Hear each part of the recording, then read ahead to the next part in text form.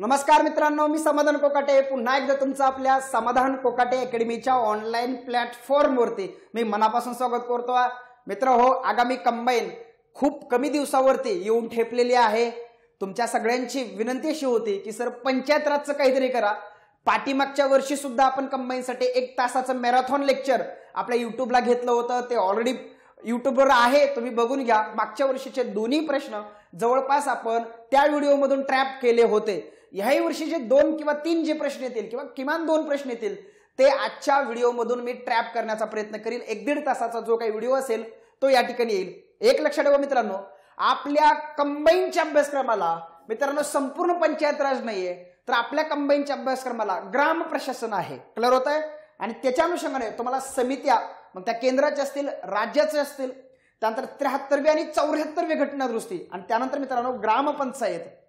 मग ग्रामपंचायतीमध्ये मग बरेच 5-6 उपघटक आहेत, ते उपघटक आपल्याला अभ्यासणं या ठिकाणी अपेक्षित आहे। क्लिअर होतंय मित्रांनो? खूप कमी वेळामध्ये या ठिकाणी मी नोट्स बनवलेली आहे। जर याच्यामध्ये काही चुका वगैरे राहिल्या असतील किंवा मी जर काही बोलताना माझ्या अनवधानानं काही चूक होईल तर ती त्या ठिकाणी काय रे समजून घ्या। मला जर काय वाटलं करेक्शन वगैरे आहे तर मी डिस्क्रिप्शन मध्ये त्या संदर्भामध्ये काही करेक्शन अपडेट टाकून देईन। काही लोक उगच काहीतरी चुकीच्या कमेंट्स करण्यासाठी आपल्या युट्यूब चॅनलला येत आहेत, त्या भावांना माझी विनंती आहे की भावांनो, कंटेंट बनवायला खूप मेहनत लागते। कमेंट्स चुकीची करून एखाद्याचं मॉरल डाऊन करायला खूप काही लागत नाही। ओके, तुम्हालाही विनंती आहे की तुम्ही याचा फायदा घ्या। मोफत आणि निःशुल्क देण्याचा प्रयत्न करतोय, बाकी या ठिकाणी काहीच आमचा त्या ठिकाणी स्वार्थ नाही।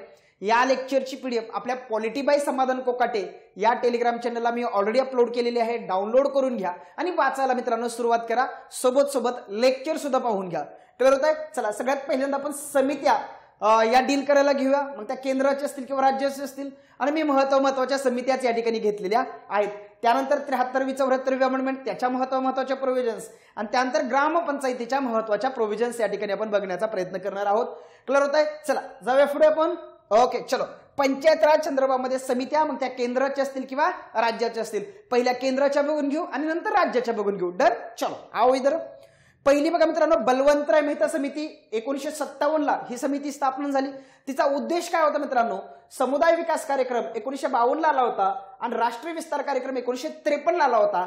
यांच्या कामकाजाचं परीक्षण करण्यासाठी आणि त्यांच्या कामामध्ये सुधारणा सुचवण्यासाठी मित्रांनो ही समिती त्या ठिकाणी स्थापन झाली होती। हा उद्देश लक्षात ठेवा, परीक्षेला विचारला जाईल। स्थापना कधी झाली होती? 1957 ला। अहवाल कधी दिला होता? 1957 ला। हिचे अध्यक्ष कोण होते? बलवंतराय मेहता। बलवंतराय मेहता कोण होते? तर गुजरातचे माजी मुख्यमंत्री होते। तर गुजरात लक्षात ठेवा, आयोग दुसऱ्या राज्याचं नाव टाकून प्रश्न फसवेल। सदस्य फुलसिंग ठाकूर लक्षात ठेवा, बीजी राव लक्षात ठेवा आणि डीपी सिंग लक्षात ठेवा। क्लिअर होत आहे? चलो, महत्वाच्या शिफारशी काय दिल्यात मित्रांनो? बघा या ठिकाणी काय दिल्यात शिफारशी बघा। सगळ्यात महत्वाचं त्रिस्तरीय पंचायत राज या ठिकाणी त्यांनी सुचवलेला आहे। जिल्हाधिकारी हाच जिल्हा परिषदेचा सीए असावा, अध्यक्ष असावा। ही एक महत्वाची शिफारस आहे। 2च महत्वाच्या शिफारशी आपल्याला बलवंतराय मेहता समितीच्या आहेत।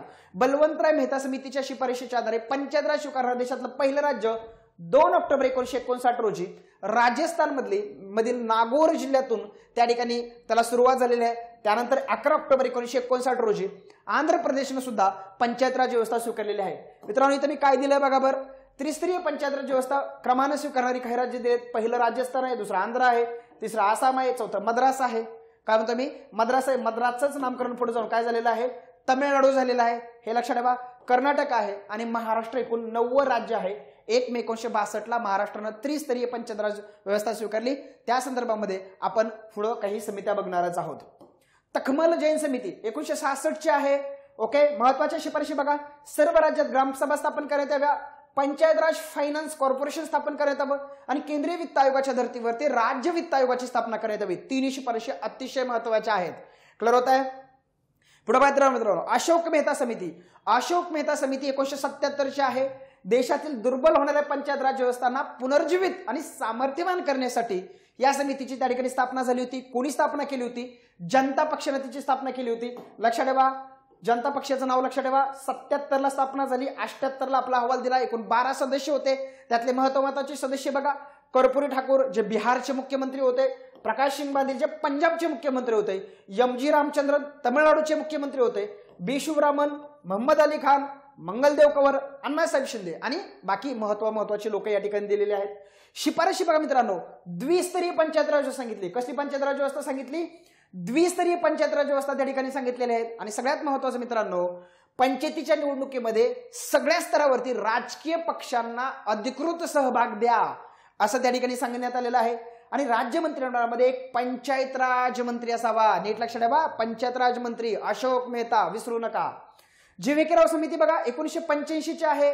ग्रामीण विकास आणि दारिद्र्य निर्मूलन कार्यक्रम यासाठी प्रशासनिक व्यवस्थेबाबत या समितीची स्थापना झाली होती. कोणी केली होती या समितीची स्थापना? नियोजन आयोगाने केली होती. कधी केली होती? 25 मार्च 1985 ला अहवाल दिला मित्रांनो, 24 डिसेंबर 1985 ला. महत्वाच्या शिफारशी बघा मित्रांनो, महत्वाच्या शिफारशी बघा.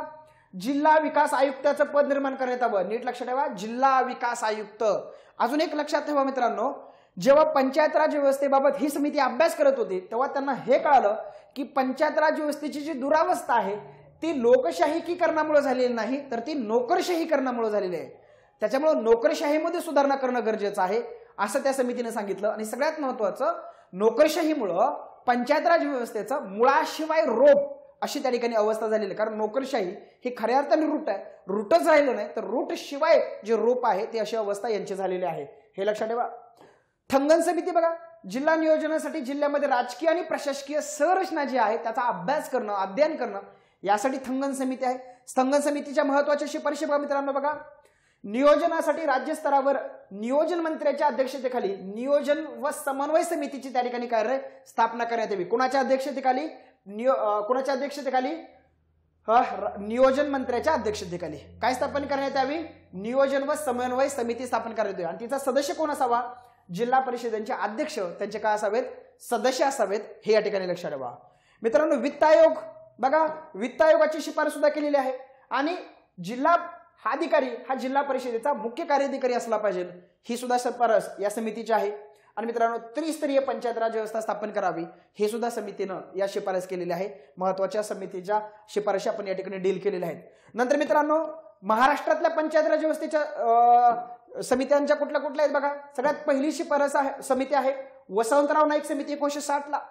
वसंतराव नाईक समितीची स्थापना का झाली होती? तर मित्रांनो लोकशाही विकेंद्रीकरणाबाबत असणारी जी काही बलवंतराय मेहता समिती आहे, बलवंतराय मेहता शिफारशींचा अभ्यास करणं आणि महाराष्ट्रामध्ये स्थानिक स्वशासनाचं प्रारूप सुचवणं या संदर्भामध्ये मित्रांनो वसंतराव नाईक समिती स्थापन झाली होती. जेव्हा महाराष्ट्र सरकारनं वसंतराव नाईक समितीची स्थापना केली तेव्हाच मित्रांनो गुजरात सरकारनं रसिकलाल पारीख ही सुद्धा समिती त्या ठिकाणी स्थापन केली होती. लक्षात ठेवा कधी स्थापना झाली होती? 27 जून 1960 ला. अहवाल दिला मित्रांनो 15 मार्च 1961 ला. मित्रांनो या समितीचे सदस्य कोण कोण होते? भगवानराव गाडे असतील, बाळासाहेब देसाई असतील, मधुकरराव यार्दे असेल, दिनकरराव साठे असतील, एस.पी. मोहिते असतील, हे सदस्य लक्षात ठेवा. या समितीचा सचिव कोण होता? साळवी, श्री पी.जी. साळवी हे त्याचे सदस्य होते. साळवी साहेबांचं नाव लक्षात ठेवा. आणि या समितीने जो अहवाल दिला त्या अहवालाचं नाव काय बघा? लोकशाही विकेंद्रीकरण समितीचा अहवाल.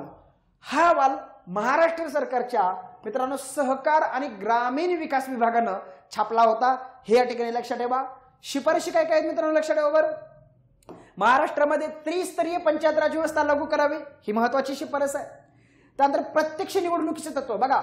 वसंतराव नाईक समितीने जिल्हा परिषदेसाठी प्रत्यक्ष मतदान पद्धतीने निवडणुका घ्या जिल्हा परिषदेसाठी. आणि त्यानंतर मित्रांनो पंचायत समितीसाठी काय रे? अप्रत्यक्ष त्या ठिकाणी निवडणुका घेण्याचं काय रे सुचवलं. त्यानंतर मित्रांनो लोकसभा आणि विधानसभा यांना जिल्हा परिषदेमध्ये काय देण्यात यावं? देण्यात येऊ नये. काय? प्रतिनिधित्व देण्यात येऊ नये. म्हणजे लोकसभेचे सदस्य किंवा विधानसभेचे सदस्य यांना जिल्हा परिषदेमध्ये प्रतिनिधित्व देण्यात येऊ नये म्हटलंय बरं का. ही शिफारस अतिशय महत्वाची आहे, लक्षात ठेवा. ग्रामपंचायतीबाबत काय काय शिफारशी केल्यात मित्रांनो बघा. नोकर भरतीसाठी जिल्हा निवड समितीची स्थापना केली जावी, महत्वाची शिफारस आहे. ग्रामपंचायत स्थापनेसाठी किमान लोकसंख्या 1000 असली पाहिजे. बघा 1000 लोकसंख्या असली पाहिजे. आपण पुढं भूषण गगराणी समिती बघणार आहोत ज्याच्या आधारे सध्या ग्रामपंचायतीला नवीन निकष मिळालेले आहेत. ओके पुढे बघा 20,000 लोकसंख्येपर्यंत नगरपालिकाऐवजी काय रे ग्रामपंचायतच त्या ठिकाणी स्थापन करण्यात यावी. महसुलाची विभागणी बघा मित्रांनो बघा. जिल्हा परिषद आणि ग्रामपंचायत यांच्यामध्ये महसुलाची विभागणी ही 70-30 असली पाहिजे. आता सध्या ती 70-30च आहे, आपण पुढे बघू. विभागीय आयुक्तांच्या अध्यक्षतेखालील विभागीय स्तरावर सल्लागार समित्या त्या ठिकाणी स्थापन केल्या जावेत.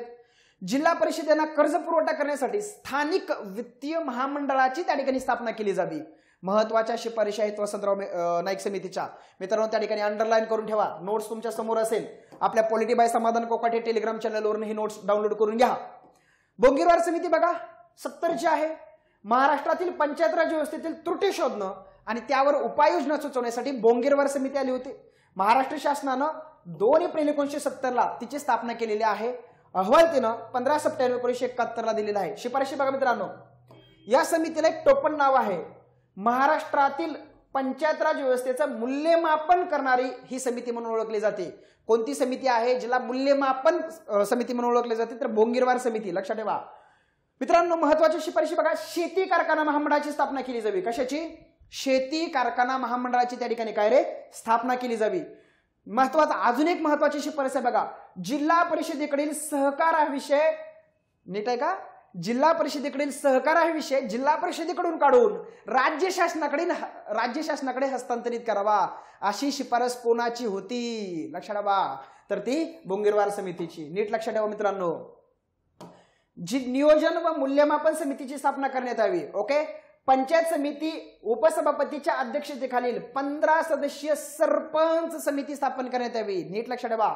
सरपंच समिती असेल, नियोजन व मूल्यमापन समिती असेल, सहकार विषयाच्या बाबतीमध्ये असेल, सगळ्या शिफारशी तुम्हाला काउंट डाऊन करायच्या आहेत. ओके. परीक्षेला प्रश्न विचारला जाऊ शकतो. नवीन कोणत्या समित्या स्थापन करा अशी शिफारस या समितीने केली. बघा, नियोजन व पुनर्विलोकन समिती, त्यानंतर ग्रामपंचायतीच्या कारभारावर देखरेख ठेवण्यासाठी ओके एक 15 सदस्यीय उपसमिती, त्यानंतर जिल्हा पातळीवर दुग्ध विकास व पशुवैद्यकीय समिती, या महत्वाच्या 3 समित्या स्थापन कराव्यात. ही सुद्धा शिफारस या समितीची आहे. जिल्हा स्तरावर जिल्हा नियोजन व विकास महामंडळ स्थापन करावेत. ओके. ऑलरेडी प्रश्न इथे होऊन गेलेला आहे. उपमुख्य कार्यकारी हे पद निर्माण करण्यात यावं. महत्वाची शिफारस आहे. ह्या सगळ्या शिफारशी तुम्हाला लक्षात ठेवायच्या आहेत. ओके. सगळ्या मी महत्वाचंच मानलेलं आहे. बोंगीरवार समिती 1970. क्लिअर होत आहे? सगळ्या गोष्टी नीट लक्षात ठेवा. चला पुढची समिती बघा मित्रांनो, पी.बी. पाटील समिती. अतिशय महत्वाची समिती आहे पी.बी. पाटील समिती. स्थापनेचा उद्देश काय बघा या समितीचा? महाराष्ट्रातील पंचायत राज व्यवस्थेचं पुनर्विलोकन करणं व ग्रामपंचायतीच्या प्रशासकीय, आर्थिक व संख्यात्मक बाबींचा काय करणं? अभ्यास करणं. लक्षात ठेवा मित्रांनो, या समितीला महाराष्ट्रातील पंचायत राज पुनर्विलोकन समिती किंवा पुनर्विलोकन व मूल्यमापन समिती असं सुद्धा ओळखलं जातं. हे या ठिकाणी लक्षात ठेवा. समितीची स्थापना 18 जून 1984, अहवाल दिला जून 1986ला. एकूण 158 शिफारशी केल्या होत्या. त्यातल्या महत्वाच्या शिफारशी मी तुम्हाला सांगतो. एकदा मित्रांनो बघा, सरपंचाची निवड सदस्यांमधून करण्याऐवजी गावातल्या प्रौढ मतदारांनी करावी. प्रश्न आलेला आहे. पी.बी. पाटील समिती. जिल्हा नियोजन व विकास मंडळ यांचं नाव बदलून ते जिल्हा विकास नियोजन व मूल्यमापन मंडळ करावं. स्थानिक स्वशासन सेवेची निर्मिती करावी. अतिशय महत्वाची शिफारस आहे. स्थानिक स्वशासन सेवेची निर्मिती करावी. राज्य पातळीवर विकास मंडळ स्थापन करावं व विकासाच्या कामाची दिशा तिथून ठरवली जावी. पंचायत समितीचे सभापती हे जिल्हा परिषदेचे पदसिद्ध सदस्य असावेत आणि नगर परिषदेचे अध्यक्ष हे जिल्हा परिषदेचे सहयोगी सदस्य असावेत. ओके. महत्वाच्या शिफारशी आहे. सगळ्या अंडरलाईन करून ठेवा. सगळ्यात महत्वाच्या आहेत, कारण जेवढ्या महत्वाच्या आहेत तेवढ्याच मी इथं ठेवलेल्या आहेत. भूषण गगराणी समिती मित्रांनो 1996ला आली होती. भूषण गगराणी समितीच्या बाबतीमध्ये आपण पुढे बघणार आहोत. हिचा उद्देश होता ग्रामपंचायतीच्या प्रशासकीय, आर्थिक व वैधानिक बाबींच्या संदर्भामध्ये अभ्यास करणं आणि ग्रामपंचायत स्थापन करण्यासंदर्भामध्ये नवीन निकष लॉन्च करणं. या संदर्भामध्ये भूषण गगराणी समिती आहे. लक्षात ठेवा मित्रांनो, या ठिकाणी काही त्रिस्तरीय पंचायत राज व्यवस्थेला, कारण देशामध्ये त्रिस्तरीय पंचायत राज व्यवस्था आहे, त्रिस्तरीय पंचायत राज व्यवस्थेला अपवाद असणारी काही राज्य या ठिकाणी सांगितलेली आहेत. बघा इथं 4 स्तर आहेत. आसाममध्ये बघा गणपंचायती, आंचलिक पंचायती, जिल्हा परिषदा आणि स्वायत्त जिल्हा परिषद असे 4 स्तर आहेत. ओके. त्रिपुरामध्ये पण बघा, त्रिपुरामध्ये बघा ग्रामपंचायती आहेत, पंचायत समिती आहेत, जिल्हा पंचायती आहेत आणि स्वायत्त जिल्हा परिषद आहेत. त्रिपुरामध्ये सुद्धा नीट लक्षात ठेवा. पुढे मित्रांनो काही ठिकाणी त्रिस्तरीय पंचायत राज व्यवस्था, 2 स्तरीय पंचायत राज व्यवस्था आहे. बघा तिथं बघा गोवा आहे, सिक्कीम आहे आणि मणिपूर आहे. तिथं 2 स्तरीय पंचायत राज व्यवस्था आहे. गोव्यामध्ये बघा फक्त ग्रामपंचायती आणि जिल्हा पंचायती आहेत. इथं ग्रामपंचायती आणि जिल्हा पंचायती आहेत. मणिपूरमध्ये ग्रामपंचायती आणि जिल्हा परिषद आहेत आणि तुम्हाला स्वायत्त जिल्हा परिषदा सुद्धा मणिपूरच्या बाबतीमध्ये सांगता येऊ शकतात. हे या ठिकाणी लक्षात ठेवा. मित्रांनो एक स्तरीय पंचायत राज व्यवस्था, एक स्तरीय पंचायत राज व्यवस्था कुठे कुठे आहे बघा बरं. एक स्तरीय जम्मू काश्मीरमध्ये हलका पंचायत आहेत, मिझोराममध्ये ग्राम परिषद आहेत, नागालँडमध्ये सुद्धा ग्राम परिषद आहेत आणि मेघालयमध्ये स्वायत्त जिल्हा परिषद तुम्हाला पाहायला मिळतात. म्हणजे कुठं 3 स्तरीय पंचायत राज व्यवस्थेऐवजी कुठं 4 आहे, कुठं 2 आहे आणि कुठं 1 आहे. तर हे हॅशटॅग करून तुम्हाला लक्षात ठेवायचं आहे. क्लिअर होत आहे. तर ह्या पद्धतीने तुम्हाला व्यवस्थित अभ्यास करून ठेवा, इथला कंटेंट पाठ करून ठेवा. कदाचित परीक्षेला हा कंटेंट विचारला जाण्याची शक्यता नाकारता येत नाही. मित्रांनो आता पुढे जे आपण घेतोय ना, तर पुढे आहे घटनात्मक तरतुदी. पंचायत राज व्यवस्थेच्या बाबतीत मधल्या ज्या घटनात्मक तरतुदी आहेत, ज्याच्यामध्ये तुम्हाला 73वी घटनादुरुस्ती आणि 74वी अमेंडमेंट महत्वाचे आहेत. मागच्या वर्षी जो तुम्हाला प्रश्न आला तो 73व्या अमेंडमेंटवरती आला. त्याची अंमलबजावणी कधी झाली तर 24 एप्रिल 1993ला आणि तोच आपला राष्ट्रीय पंचायत राज दिन तो कधी असतो तर 24 एप्रिल. याच्यावरती तुम्हाला प्रश्न आला होता. आणि दुसरा प्रश्न आला होता सरपंचाचे कार्य सांगा. ओके, मागच्या वर्षीचा तुम्ही आपला व्हिडिओ बघून ठेवा.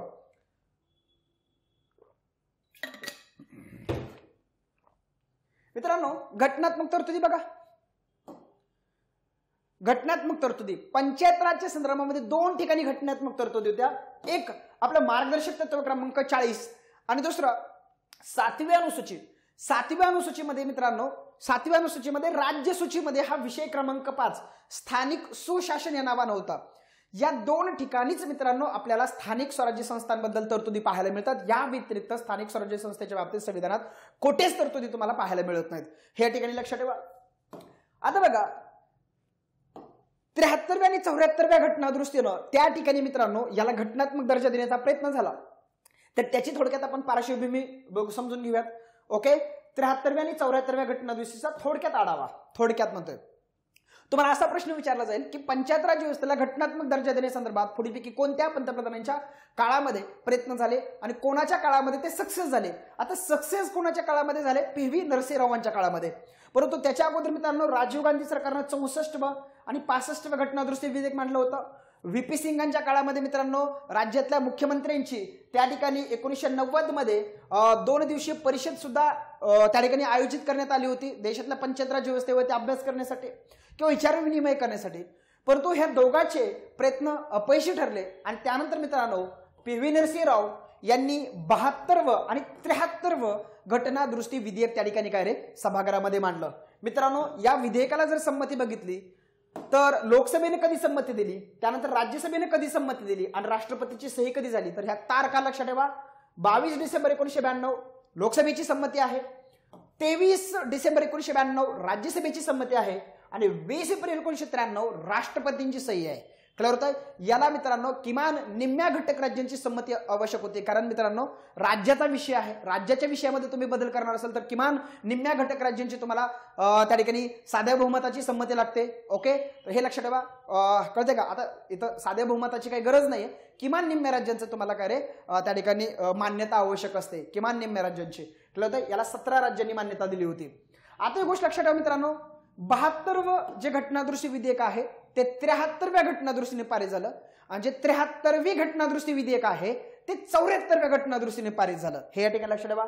म्हणजे 72व घटनादुरुस्ती विधेयक हे 73व्या घटनादुरुस्तीने पारित झालं आणि 73व्या घटनादुरुस्तीची जी अंमलबजावणी आहे ती 24 एप्रिल 1993 पासून लागू झाली. हे लक्षात ठेवा. आणि मित्रांनो 73व जे घटनादुरुस्ती विधेयक आहे ते 74व्या घटनादुरुस्तीने पारित झालं, ज्याची अंमलबजावणी 1 जून 1993 पासून सुरू झाली. इथला कंटेंट महत्वाचा आहे, लक्षात ठेवा. आणि मित्रांनो 73व्या घटनादुरुस्तीची अंमलबजावणी करणारं देशातलं पहिलं राज्य मध्य प्रदेश. बलवंतराय मेहता समितीच्या आधारे राजस्थान आणि आंध्र प्रदेश कळतंय. 9वं महाराष्ट्र. इथं मित्रांनो सर्वप्रथम मध्य प्रदेश राज्यानं हे अंमलबजावणी केलेली आहे. हे लक्षात ठेवा. मित्रांनो 73व्या आणि 74व्या घटनादुरुस्तीबद्दल तुम्हाला थोडक्यात कलम जोड्या लावायला वगैरे येतात. क्लिअर होत आहे. तर ती कलम तुम्हाला इथं लक्षात ठेवा. 73वी अमेंडमेंट 1992, 74वी अमेंडमेंट 1992. बघा अंमलबजावणी 24 एप्रिल 1993. 24 एप्रिल हा आपला राष्ट्रीय पंचायत राज दिन असतो, तुम्हाला माहित असेल. संविधानामध्ये भाग 9 त्याच्यामध्ये पंचायती हे शीर्षक आहे आणि त्याच्यामध्ये 243 ते 243 ओ अशी 16 कलम त्या ठिकाणी समाविष्ट केलेले आहेत.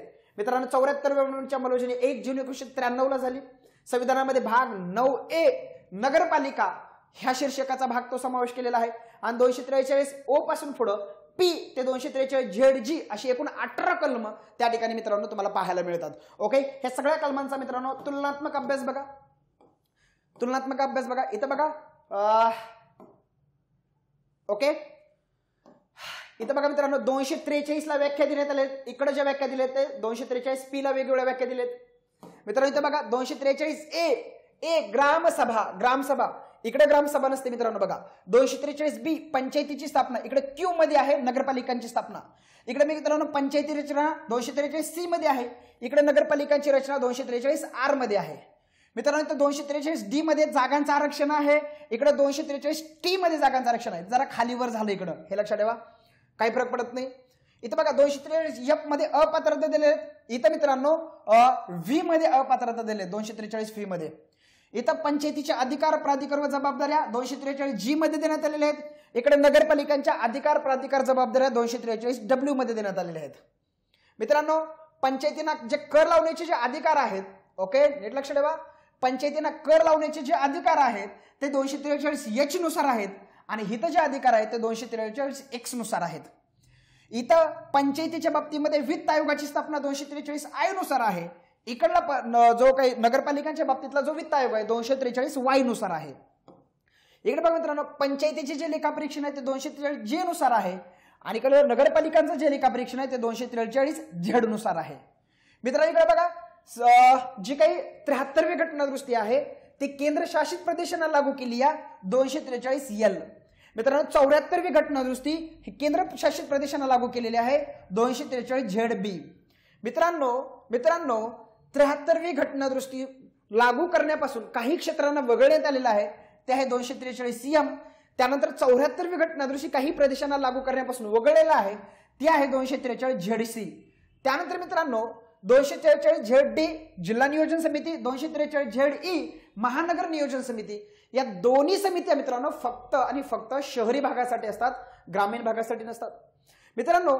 सध्याच्या पंचायतींना कायदे चालू राहणं म्हणजेच काय मी म्हटलंय, जेव्हा 73वी आणि 74वी घटनादुरुस्ती लागू झाली तेव्हा मित्रांनो ऑलरेडी राज्यांचे आपापले कायदे होते. त्या ठिकाणी असं सांगितलं या 243 एन मध्ये आणि इकडे 243 झेड एफ मध्ये असं सांगण्यात आलं मित्रांनो की जोपर्यंत म्हणजे 73वी आणि 74वी घटनादुरुस्ती लागू झाल्यापासून पुढच्या 1 वर्षाच्या आत राज्यांनी याच्या आधारे आपले नवे कायदे त्या ठिकाणी करून त्या ठिकाणी काय रे त्यांच्या राज्यामध्ये स्थानिक स्वराज्य संस्था अशा प्रकारची म्हणजे 73व्या आणि 74व्या घटनादुरुस्तीच्या आधारे त्या ठिकाणी लागू केली पाहिजे मित्रांनो. निवडणुकीच्या बाबतीमध्ये न्यायालयाला हस्तक्षेप करण्याच्या बाबतीमध्ये जी बंदी आहे ती 243 ओ न पंचायतीच्या बाबतीत आहे आणि 243 झेड डी झेड जी च्या बाबतीमध्ये नगरपालिकांच्या बाबतीमध्ये. हे काही मुद्दे तुम्हाला लक्षात ठेवायचे आहेत. क्लिअर होतं मित्रांनो.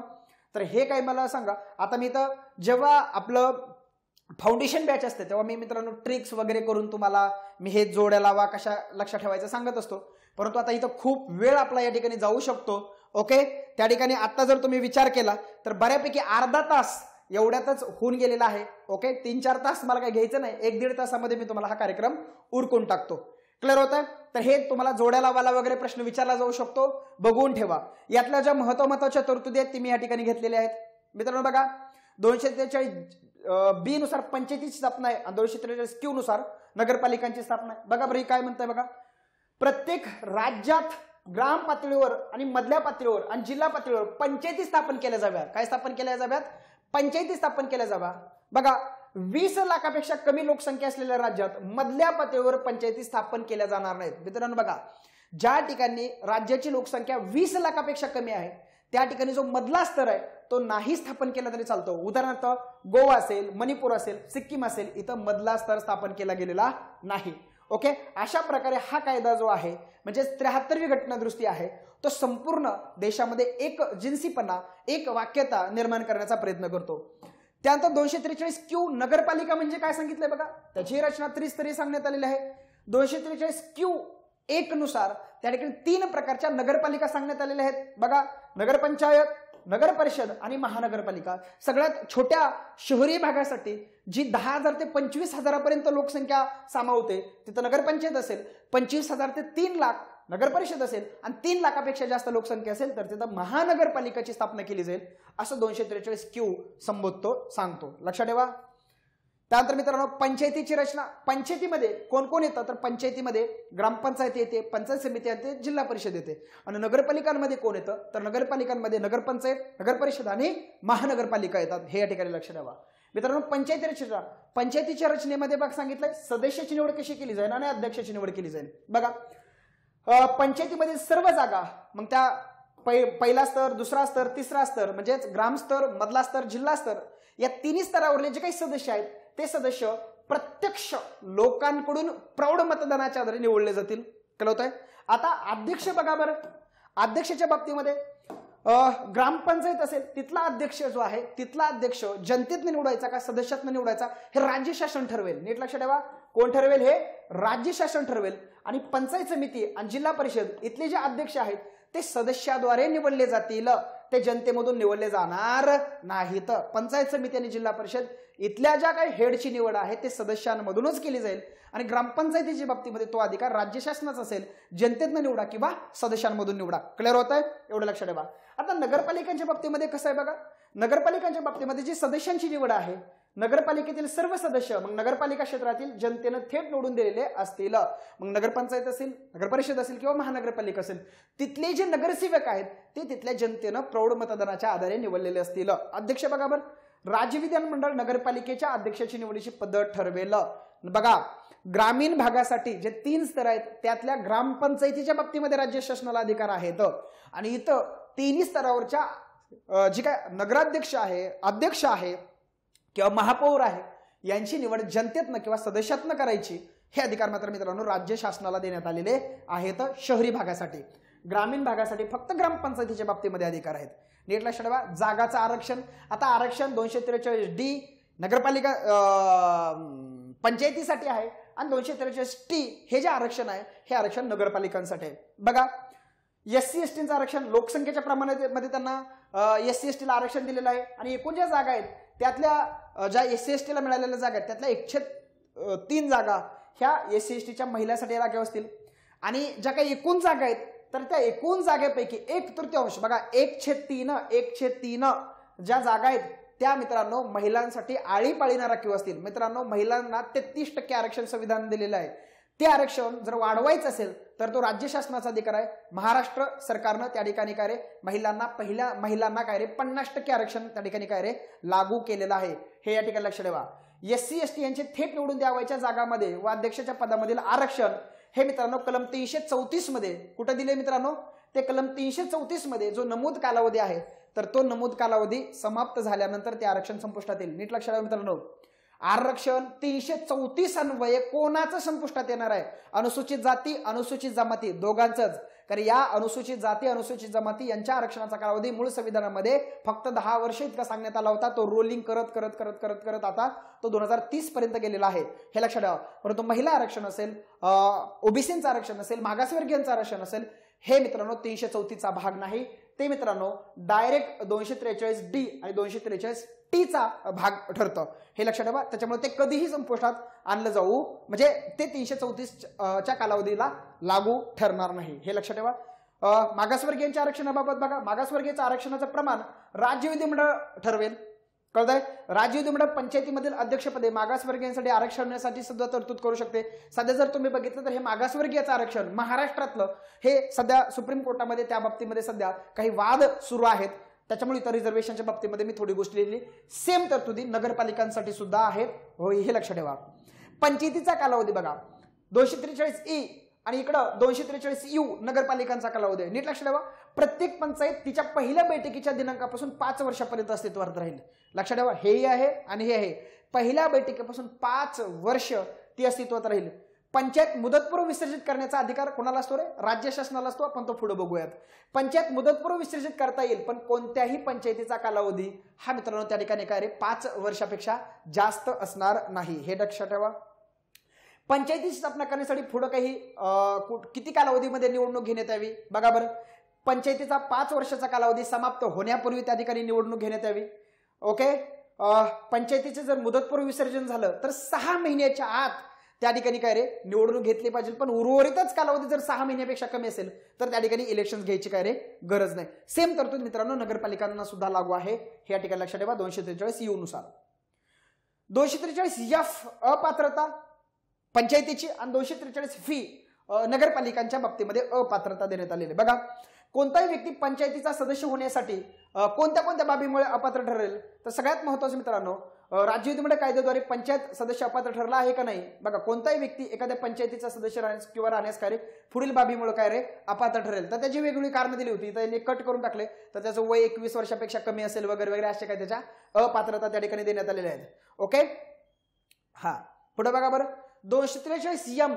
ओके, 243 यम काय म्हणतो मित्रांनो? बघा, 73वी अमेंडमेंट कोठे कुठे लागू असणार नाही. ओके, कोठे कुठे काय रीती लागू असणार नाही. आणि 243 सी जी आहे ती 74वी घटनादुरुस्ती कोठे कुठे लागू असणार नाही या बाबतीमध्ये त्या ठिकाणी तरतूद करण्यात आलेली आहे. हे लक्षात ठेवा. सचिन,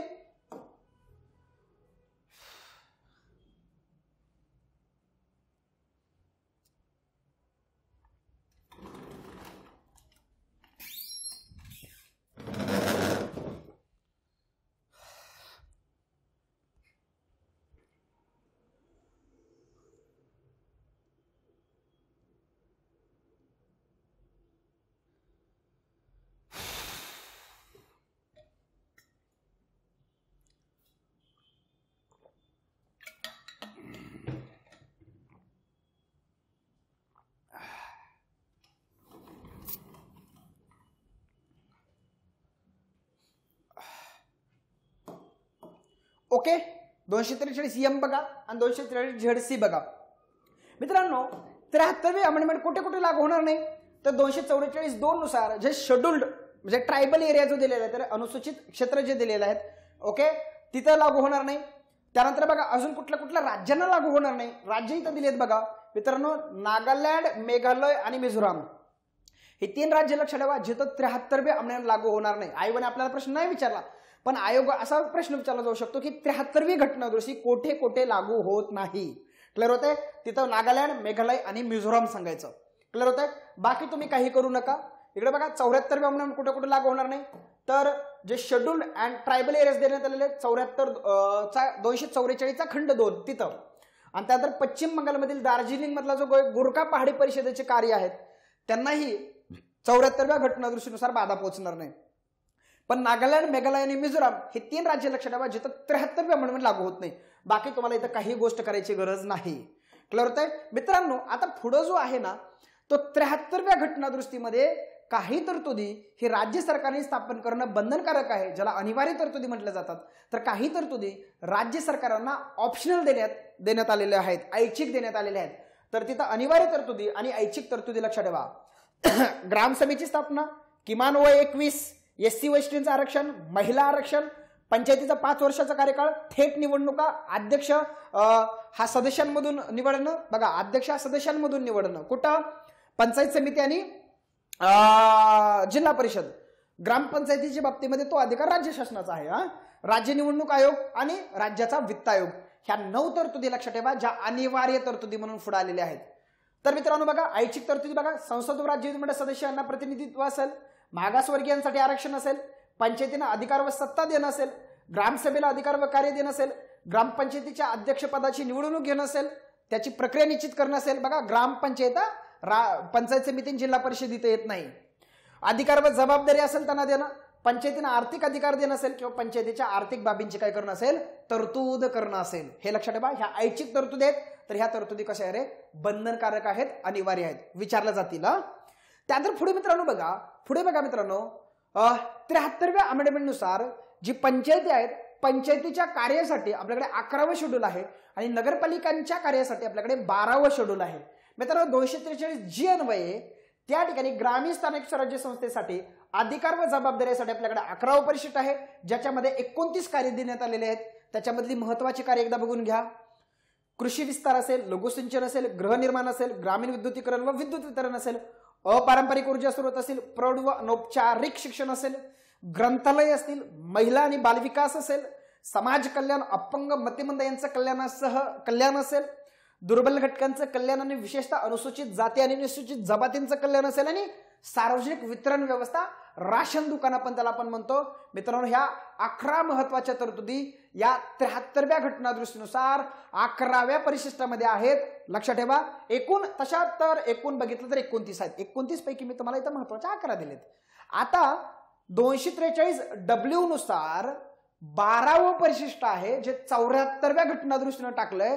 जिथं नगरपालिकांची 18 कार्य दिलेले आहेत. 18 पैकी तर 7 कार्य मी महत्वाची तुम्हाला दिलेली आहेत, तेवढीच करून ठेवा. आर्थिक आणि सामाजिक विकासाचं नियोजन, रस्ते आणि पूल, अग्निशमन सेवा, नागरी वनीकरण आणि पर्यावरणाचं जतन, अपंग मतिमंद व्यक्तीसहित समाजातील दुर्बल घटकांचे हितांचं रक्षण, दफन व दहनभूमी, विद्युत दाहिनी, जन्म मृत्यूंची नोंदणी आणि जीवनविषयक आकडेवारी. एवढं करून ठेवा. हे 12व्या परिशिष्टामध्ये येतं. ही कार्य नगरपालिकांना लागू होतात. 18 पैकी इथं महत्वाची 7 दिलीत. लक्षात ठेवा मित्रांनो. आता मित्रांनो तुम्हाला सगळ्यात महत्वाची गोष्ट जर काय असेल तर मित्रांनो आता आपल्याला ग्रामपंचायतीबद्दल माहिती बघायची आहे. कशाबद्दल माहिती बघायची आपल्याला? ग्रामपंचायतीबद्दल माहिती बघायची आहे. पहिल्या अर्ध्या तासामध्ये आपण समित्या 73वी आणि 74वी घटना दुरुस्ती बघितलेली आहेत. आता जी माहिती बघूयात आपण मित्रांनो ग्रामपंचायतीबद्दल माहिती बघू. पुढचा अर्धा तास हा ग्रामपंचायतीबद्दल असेल. लक्षात ठेवा मित्रांनो, तर ग्रामीण स्थानिक स्वराज्य संस्था बघा. आता मित्रांनो ग्रामीण स्थानिक स्वराज्य संस्था ह्या 3 प्रकारच्या आहेत. तशाच शहरी स्थानिक स्वराज्य संस्था ह्या सुद्धा 3 प्रकारच्या आहेत मित्रांनो. बघा, सर्वात वरचा स्तर जिल्हा परिषद आहे, मधला स्तर पंचायत समिती आहे आणि सगळ्यात खालचा स्तर ग्रामपंचायत आहे. आपल्याला ग्रामपंचायतीवरती मॅक्सिमम प्रश्न आहेत म्हणून आपण प्रश्न फक्त ग्रामपंचायतीचेच बघणार आहोत किंवा टॉपिक फक्त ग्रामपंचायतच बघणार आहोत. जिल्हा परिषदेच्या बाबतीत बघा, जिल्हा पातळीवर जिल्हा परिषद स्थापन केली जाते. त्यासाठी कायदा आहे बघा, जिल्हा परिषद आणि पंचायत समिती अधिनियम 1961 आहे. हे लक्षात ठेवा. तो बृहन्मुंबईला लागू होत नाही, त्यांच्यासाठी स्वतंत्र कायदा आहे. 50 ते 75 ही जिल्हा परिषदेची सदस्य संख्या असते. ओके, महाराष्ट्र जिल्हा परिषद सध्या 34 आहे, बृहन्मुंबई वगळून. मधला स्तर मित्रांनो पंचायत समिती आहे. तालुका स्तरावरती त्यांची स्थापना केली जाते. ग्रामपंचायत आणि जिल्हा परिषद यांच्यामधला तो दुवा म्हणून आपण त्याला ओळखतो. हे लक्षात ठेवा. त्यांच्या संदर्भामध्ये सुद्धा सेम कायदा आहे, जिल्हा परिषद आणि पंचायत समिती अधिनियम 1961. हे या ठिकाणी लक्षात ठेवा. बाकी काही करू नका. परंतु ग्रामपंचायतीवरती आपल्याला सविस्तर पद्धतीने बघायचं आहे. ओके, गाव पातळीवरती सहसा 2000 पेक्षा कमी लोकसंख्येसाठी त्या ठिकाणी मित्रांनो ग्रामपंचायती स्थापन केल्या जातात. त्या संदर्भामध्ये महाराष्ट्र ग्रामपंचायत अधिनियम 1958 हा कायदा त्या ठिकाणी काम करतो. सदस्य संख्या 7 ते 17 असते. थेट गावातल्या प्रभागातून निवडून दिलेला जो सरपंच आहे तो तिथला प्रमुख आहे. हे लक्षात ठेवा. बाकी आपण नंतर बघूयात, म्हणजेच चला इथे बघूयात. स्पेशली आता ग्रामपंचायतीला डील करूयात आपण. बेसिक बघा, ग्रामपंचायतीची स्थापना आणि रचना या संदर्भामध्ये थोडं बेसिक करून ठेवा मित्रांनो. भारतीय राज्यघटनेच्या 243C मधला पहिला क्लॉज काय म्हणतो बघा, राज्य विधिमंडळ कायदा करून ग्रामीण स्थानिक स्वराज्य संस्थेचं कॉम्पोजिशन करेल असं त्या ठिकाणी सांगितलेलं आहे. क्लिअर होतंय? चला आता स्पेशल आपण ग्रामपंचायतीबद्दल बघून घेऊ मित्रांनो. बघा, ग्रामपंचायतीच्या स्थापनेचा कायदा आहे महाराष्ट्र ग्रामपंचायत अधिनियम 1958. पूर्वी त्याचं नाव होतं मित्रांनो मुंबई ग्रामपंचायत अधिनियम 1958 ते 2012ला नाव बदललेलं आहे.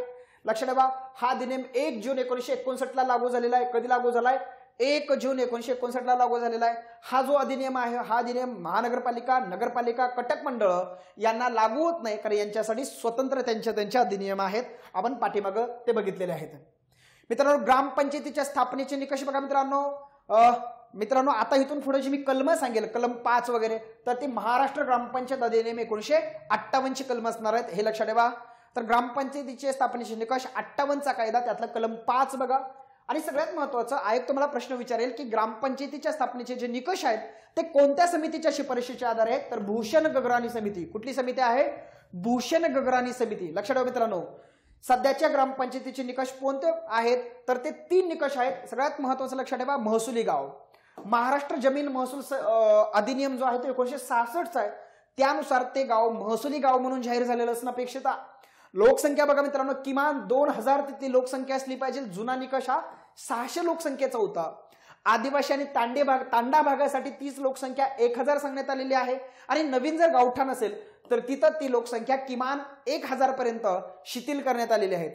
मित्रांनो आर्थिक उत्पन्न हे दरोडे उत्पन्नाच्या स्वरूपामध्ये सांगण्यात आलेले आहेत. किमान त्या क्षेत्रातलं व्यक्तींचं दरोडे उत्पन्न हे 30 रुपये असलं पाहिजे. जर डोंगराळ किंवा आदिवासी भागामध्ये जर ग्रामपंचायत स्थापन करायची असेल तर तिथलं उत्पन्न हे 25 रुपये असेल. आणि जर नवीन गावठाण असेल तर तिथलं उत्पन्न 20 रुपये इतकं सांगण्यात आलेलं आहे, जे दरोडे स्वरूपामध्ये तुम्ही मोजता. त्यानंतर सगळ्यात महत्वाची गोष्ट मित्रांनो, विभागीय आयुक्त किंवा जिल्हा परिषद यांना असं सांगण्यात आलेलं आहे की तुम्ही स्वतःहून त्या ठिकाणी मित्रांनो ग्रामपंचायतीच्या स्थापनेची मागणी करू नका, तर ती मागणी किंवा ते प्रस्ताव जे आहेत ते प्रस्ताव लोकांमार्फत आले पाहिजे, तिथल्या गावातल्या रहिवाशांमार्फत आले पाहिजे किंवा तिथल्या ग्रामपंचायतीमार्फत तशा प्रकारचे प्रस्ताव आले पाहिजे, हे या ठिकाणी लक्षात ठेवा. मित्रांनो ग्रामपंचायतीची रचना 58 कलम 10 मध्ये देण्यात आली. ग्रामपंचायतीमध्ये एकूण सदस्य किती असतात तर 7 ते 17. हे सदस्यांची संख्या कोण ठरवतं मित्रांनो, राज्य शासन ठरवित असतं, हे या ठिकाणी लक्षात ठेवा. 7 ते 17 मध्ये मित्रांनो बघा 1,500 पर्यंत लोकसंख्या असेल, 1,000 ते 1,500 तर तिथं 7 ची बॉडी असते. 3,000 पर्यंत लोकसंख्या असेल तर 9 ची बॉडी आहे. 4,500 पर्यंत लोकसंख्या गेली तर 11चं बॉडी. 6,000 पर्यंत लोकसंख्या गेली तर 13ची बॉडी.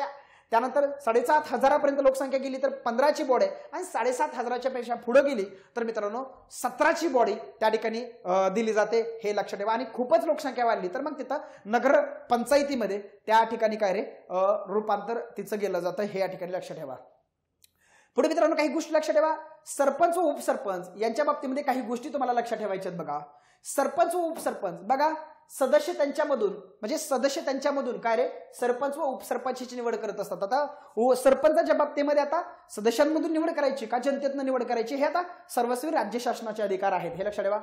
गट ग्रामपंचायत, जेव्हा 2 किंवा अधिक जी खेडी आहेत तिथं लोकसंख्या जेव्हा कमी असेल, म्हणजे किती लोकसंख्या, किमान 600 पेक्षा कमी लोकसंख्या असते, तर किमान 600 पेक्षा कमी जेव्हा लोकसंख्या असते तर तिथं 2-3 गावांची मिळून गट ग्रामपंचायत स्थापन केली जाते, हे लक्षात ठेवा. ग्रामपंचायतीचा सचिव कोण असतो तर ग्रामसेवक. आता लक्षात ठेवा मित्रांनो, नवीन ग्रामपंचायत स्थापन करण्याचा अधिकार कोणाचा आहे असा जर परीक्षेला प्रश्न विचारला तर तो विभागीय आयुक्तांचा सांगा. लक्षात ठेवा विभागीय आयुक्तांचा सांगा. ग्रामपंचायतीचे प्रभाग, जे मतदारसंघ असतात ग्रामपंचायतीचे, त्याला वॉर्ड असं आपण गावाकडे म्हणतो. ओके, वॉर्डाची संख्या जी आहे ते राज्य निवडणूक आयोग किंवा त्यांनी नेमलेला जो अधिकारी आहे तो ठरवत असतो. साधारणतः एका वॉर्डमधून 2 ते 3 मेंबर निवडले जातील, ती संख्या राज्य निवडणूक आयोग ठरवत असतात. आणि साधारणतः ग्रामपंचायतीमध्ये 3 ते 6 इतके वॉर्ड असतात किंवा प्रभाग असतात, हे लक्षात ठेवा. निवडून येण्यासाठी पात्रता, बघा कलम 13 मध्ये पात्रता दिली. वय 21 वर्ष पूर्ण झाले पाहिजे, गावच्या मतदार यादीमध्ये नाव असलं पाहिजे आणि तो व्यक्ती कोणत्याही कायद्यानं अपात्र नसला पाहिजे. अपात्रता आपण पुढे बघणारच आहोत. आरक्षण बघा SC ST बीसीसी म्हणजे फक्त ओबीसीच येत नाही तर बाकी जे काही कास्ट आहेत, ज्या बॅकवर्ड कम्युनिटीज आहेत त्याही त्याच्यामध्ये येतात. महिला येतात. संविधानातलं आरक्षण आणि सध्याचं आरक्षण बघा लोकसंख्येच्या प्रमाणामध्ये दिलंय. सध्याचं आरक्षण सुद्धा इथं लोकसंख्येच्या प्रमाणामध्येच आहे, म्हणजे SC ST ला संविधानानं लोकसंख्येच्या प्रमाणामध्ये ऑलरेडी आरक्षण दिलेलं आहे. जे काही मागासवर्ग आहे त्यांना जे आरक्षण देण्याचं जे तरतूद सांगितली ती राज्य शासनानं ठरवण्यास सांगितली. सध्या महाराष्ट्रामध्ये जर 27% ते आरक्षण आहे. आता ते आरक्षण सुप्रीम कोर्टामध्ये चॅलेंज झालेलं आहे. महिलांसाठी जे आरक्षण आहे ते 33% आहे. याच्यात वाढ करायची असेल, हे संविधानाने दिलेलं आरक्षण आहे, याच्यात जर वाढ करायची असेल तर राज्य शासनाचा अधिकार आहे. महाराष्ट्रामध्ये सध्या 50% आरक्षण महिलांसाठी त्या ठिकाणी आहे, हे लक्षात ठेवा. पुढे मित्रांनो बघा अनुसूचित क्षेत्रामध्ये म्हणजे शेड्यूल एरिया जिथं असेल तिथं जे समाविष्ट असलेल्या पंचायती आहेत त्या पंचायतीमध्ये जे अनुसूचित जमात येतील त्यांच्यासाठी राखून ठेवायच्या ज्या काही जागा आहेत त्या जागांमधल्या ज्या काही 1/2 पेक्षा म्हणजे 50% ज्या जागा आहेत तर त्या 50% जागा त्या ठिकाणी काय रे रिझर्व्ह असल्या पाहिजे. त्या ह्याच्यामधल्या एकूण जागेच्या शेड्यूल एरियामधल्या ग्रामपंचायतीला एकूण जागेच्या 50% जागा हे त्यांच्यासाठी रिझर्व्ह असल्या पाहिजे. 21 एप्रिल 2011 पासून महाराष्ट्रातील स्थानिक स्वराज्य संस्थांच्या निवडणुकीत महिलांकरता किती आरक्षण लागू केलं गेलेलं आहे? 50% आरक्षण लागू केलेलं आहे. पंचायत राज संस्थांमध्ये महिलांना सर्वप्रथम 50% आरक्षण देणारं राज्य जर विचारलं तर बिहार सांगा. बिहार, हे लक्षात ठेवा. ग्रामपंचायत सदस्यांचा कालावधी किती सांगणार मित्रांनो? पहिल्या सभेपासून किती वर्ष? 5 वर्ष. पहिल्या सभेपासून किती वर्ष सांगाल? 5 वर्ष. आणि जर मुदतपूर्व जर एखादी ग्रामपंचायत विसर्जित झाली, समजा 2च वर्षामध्ये एखादी जर ग्रामपंचायत विसर्जित झाली तर मग जी काही विसर्जित झालेली ग्रामपंचायत त्याचा उर्वरित कालावधी किती आहे? 3 वर्ष. मग नवीन आलेली जी ग्रामपंचायतीचे मेंबर आहेत तर ते जुन्या सदस्यांचा जेवढा कार्यकाळ आहे तेवढ्याच कार्यकाळा म्हणजे 3 वर्षासाठीच राहतील. पूर्ण 5 वर्षासाठी ते राहणार नाहीत, हे या ठिकाणी लक्षात ठेवा. ओके. आणि ग्रामपंचायतीचा जर उर्वरित कालावधी 6 महिन्यापेक्षा कमी असेल तर ती रिक्त पदं भरली जात नाहीत, तिथं इलेक्शन्स घेतल्या जात नाहीत, हे लक्षात ठेवा. पदावधीची सुरुवात कधीपासून होते? लक्षात ठेवा. तर ग्रामपंचायत सदस्यांच्या पदावधीची सुरुवात ही ग्रामपंचायतीच्या पहिल्या सभेकरता निश्चित केलेल्या दिनांकापासून होते. आणि तो दिनांक कोण निश्चित करतो? तो दिनांक कोण निश्चित करतो? तर तो दिनांक मित्रांनो जिल्हाधिकारी निश्चित करतो. तो दिनांक कोण निश्चित करत असतो?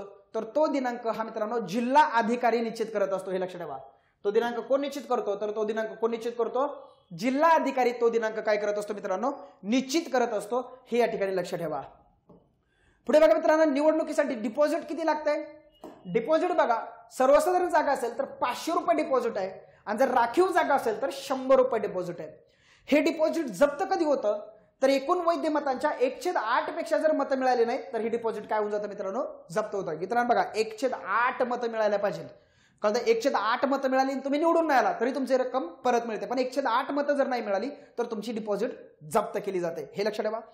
निवडणुकीमध्ये जर एखादा उमेदवार एकापेक्षा जास्त जागेवरती जर निवडून आला, बघा आपल्या तिकडे कसं होतं, लोकसभेमध्ये विधानसभेमध्ये तात्काळ तुम्ही एक जागेचा राजीनामा देऊन टाका, अन्यथा तुमच्या दोन्ही जागा रिक्त होतात. तसं आहे मित्रांनो, तुम्ही जर एका वॉर्डामधून जर एकापेक्षा अनेक जागावरती निवडून आलेला आहे तर 7 दिवसाच्या आत तुम्ही राज्य निवडणूक आयोगाकडे एका जागेचा राजीनामा दिला पाहिजे, अन्यथा तुमच्या दोन्ही जागा म्हणजे सगळ्या जागा रिकाम्या होतील. हे या ठिकाणी लक्षात ठेवा. 7 दिवसाचा तुम्हाला इथं कालावधी दिलेला आहे एक जागा सोडण्यासाठी. मित्रांनो, पंचायतीच्या सदस्यांना अपात्र ठरवण्याचा अधिकार राज्य निवडणूक आयोगाला सुद्धा आहे. बघा बरं, राज्य निवडणूक आयोग त्यांना कधी अपात्र ठरवू शकतो? तर त्यांनी वेळेत निवडणूक खर्चाचा अहवाल न दिल्यास 1 महिन्याच्या आत तुम्हाला तुमच्या निवडणूक खर्चाचा अहवाल द्यावा लागतो, अन्यथा तुम्हाला मित्रांनो राज्य निवडणूक आयोग अपात्र ठरवू शकतो. तो किती वर्षासाठी अपात्र ठरू शकतो? तर 5 वर्षाकरता. नीट लक्षात ठेवा. त्यानंतर 5 वर्षाकरता ती व्यक्ती ग्रामपंचायत सदस्य म्हणून राहण्यास काय रे अपात्र असेल. नीट लक्षात ठेवा, 5 वर्ष. आता पुढे मित्रांनो काही मी महत्वाच्या गोष्टी दिल्यात बघा. सदस्यांच्या निवडणुकीच्या वैधतेविषयी किंवा निवडणुकीमध्ये जर एखादा व्यक्ती भ्रष्टाचार करून निवडून आलेला आहे अशी जर त्या ठिकाणी जर काही तक्रार निर्माण झाली, ग्रामपंचायतीचा किंवा कुठल्याही पंचायतीचा सदस्य आहे त्याच्या निवडणुकीविषयी किंवा तो निवडून येतानाच भ्रष्ट मार्गाने निवडून आलेला आहे अशी जर काही तुम्हाला तक्रार करायची असेल तर ती कुठे तुम्ही करू शकता? किती दिवसात ती तक्रार करावी? तर 15 दिवसामध्ये ती तक्रार केली पाहिजे. कुठे तक्रार करावी? तर दिवाणी न्यायाधीश कनिष्ठ स्तर किंवा ते नसतील तर दिवाणी न्यायाधीश वरिष्ठ स्तर इथं तुम्हाला ती तक्रार करायची आहे. लक्षात ठेवा, कुठे तक्रार करायची, किती दिवसात तक्रार करायची हे या ठिकाणी लक्षात ठेवा. ओके, ते तिथं निर्णय देऊन टाकतील. आता पुढे मित्रांनो बघा, सदस्य निवडणुकीला उभे राहण्यास किंवा सदस्य म्हणून राहण्यास केव्हा अपात्र असेल? तर ते कलम 14 मध्ये दिलेत. आतापर्यंत आपण पात्रता बघितली, आता इथून पुढे तुम्ही काय बघा? अपात्रता बघा. नीट आहे का? अपात्रता बघा, 5 वर्षासाठीची अपात्रता. मित्रांनो बघा इथं बघा काही गोष्टी मी दिलेत. या ठिकाणी जर एखादा व्यक्ती डिस्क्वालिफाय झाला तर तो थेट 5 वर्षासाठी पंचायतीच्या इलेक्शन्स लढवायला अपात्र असतो. सगळ्यात महत्त्वाचं बघा, अस्पृश्यता अपराध कायदा 1955 असेल किंवा मुंबई दारूबंदी अधिनियम 1949 असेल, या कायद्याखाली जर एखादा व्यक्ती अपात्र ठरला तर. त्यानंतर मित्रांनो बघा, 6 महिन्यापेक्षा जास्त शिक्षा कोणत्याही कायद्यानं झाली असेल तर, किंवा शासकीय किंवा स्थानिक प्राधिकरणातून तुम्हाला नोकरीमधून डिसमिस केलं असेल तर, किंवा निवडणूक खर्च मुदतीत तुम्ही सादर केला नाही आणि निवडणूक आयोगानं तुम्हाला अपात्र घोषित केला आहे तर, ह्या सगळ्या कंडिशन्स लक्षात ठेवा. ह्या सगळ्या कंडिशन्स मध्ये तुम्हाला 5 वर्षासाठी इलेक्शन लढवता येत नाही पंचायतीची. हे लक्षात ठेवा. त्यानंतर अजून बघा मित्रांनो, जर तुम्हाला 2 किंवा त्यापेक्षा जास्त अपत्य असतील तर, ओके, 12 सप्टेंबर 2001 नंतर हा त्या ठिकाणी निकष आहे. ग्रामपंचायतीला किंवा जिल्हा परिषदेला देय असलेली कर फीची रक्कम तुम्ही दिली नाही तर, किंवा 3 महिन्यामध्ये भरली नाही तर नोटीस निघल्यापासून, हे लक्षात ठेवा. जिल्हा परिषदेचा किंवा पंचायत समितीचा सदस्य म्हणून जर तुम्ही निवडून आला असेल तर, त्यानंतर शासकीय जमीन किंवा सार्वजनिक मालमत्तेवर अतिक्रमण केलेली व्यक्ती, आत्ताच लेटेस्ट काही ही प्रकरणं माझ्या नजरेसमोर आलेली आहेत की तुम्ही गावातल्या जे काही जमिनी आहेत, ओके, किंवा गावातलं जे गायरान आहे तिथं तुम्ही अतिक्रमण केलेलं आहे. ओके, सरपंच उपसरपंच सदस्य पदावरून काढल्याने अपात्र ठरलेली व्यक्ती अपात्रतेचा कालावधी संपेपर्यंत काय असते रे मित्रांनो? अपात्र असते. हे या ठिकाणी लक्ष ठेवा. उर्वरित सर्व कालावधीसाठी अपात्र असते. आता बघा इथं परीक्षेला पुढे प्रश्न विचारला जाऊ शकतो की ग्रामपंचायतीचा जर एखादा सदस्य आहे तो जर अपात्र ठरला, कशाच्यावरून रे? ह्याच्या अनुपस्थितीवरून, अब्सेंटीवरून, तर त्या बाबतीमध्ये कोण निर्णय घेऊ शकतं? ग्रामपंचायतीच्या सदस्यांची अनुपस्थितीवरून अपात्रता, अब्सेंटीवरून अपात्रता. नीट बघा बरं, ग्रामपंचायतीचा सदस्य त्याच्या कालावधीमध्ये बघा ग्रामपंचायतीच्या परवानगीशिवाय सलग 4 महिन्यापेक्षा जास्त काळ गावात गैरहजर राहिला तर, किंवा ग्रामपंचायतीच्या परवानगीनं 6 महिन्यापेक्षा जास्त काळ तो गावात गैरहजर राहिला तर. बघा, परवानगीशिवाय सलग 4 महिन्यापेक्षा जास्त आणि परवानगीने सलग 6 महिन्यापेक्षा जास्त किंवा ग्रामपंचायतीच्या परवानगीशिवाय ग्रामपंचायतीच्या सलग 6 सभांना गैरहजर राहिला तर त्याच्यावरती अपात्रतेची कारवाई होते, हे या ठिकाणी लक्षात ठेवा. क्लिअर होतंय.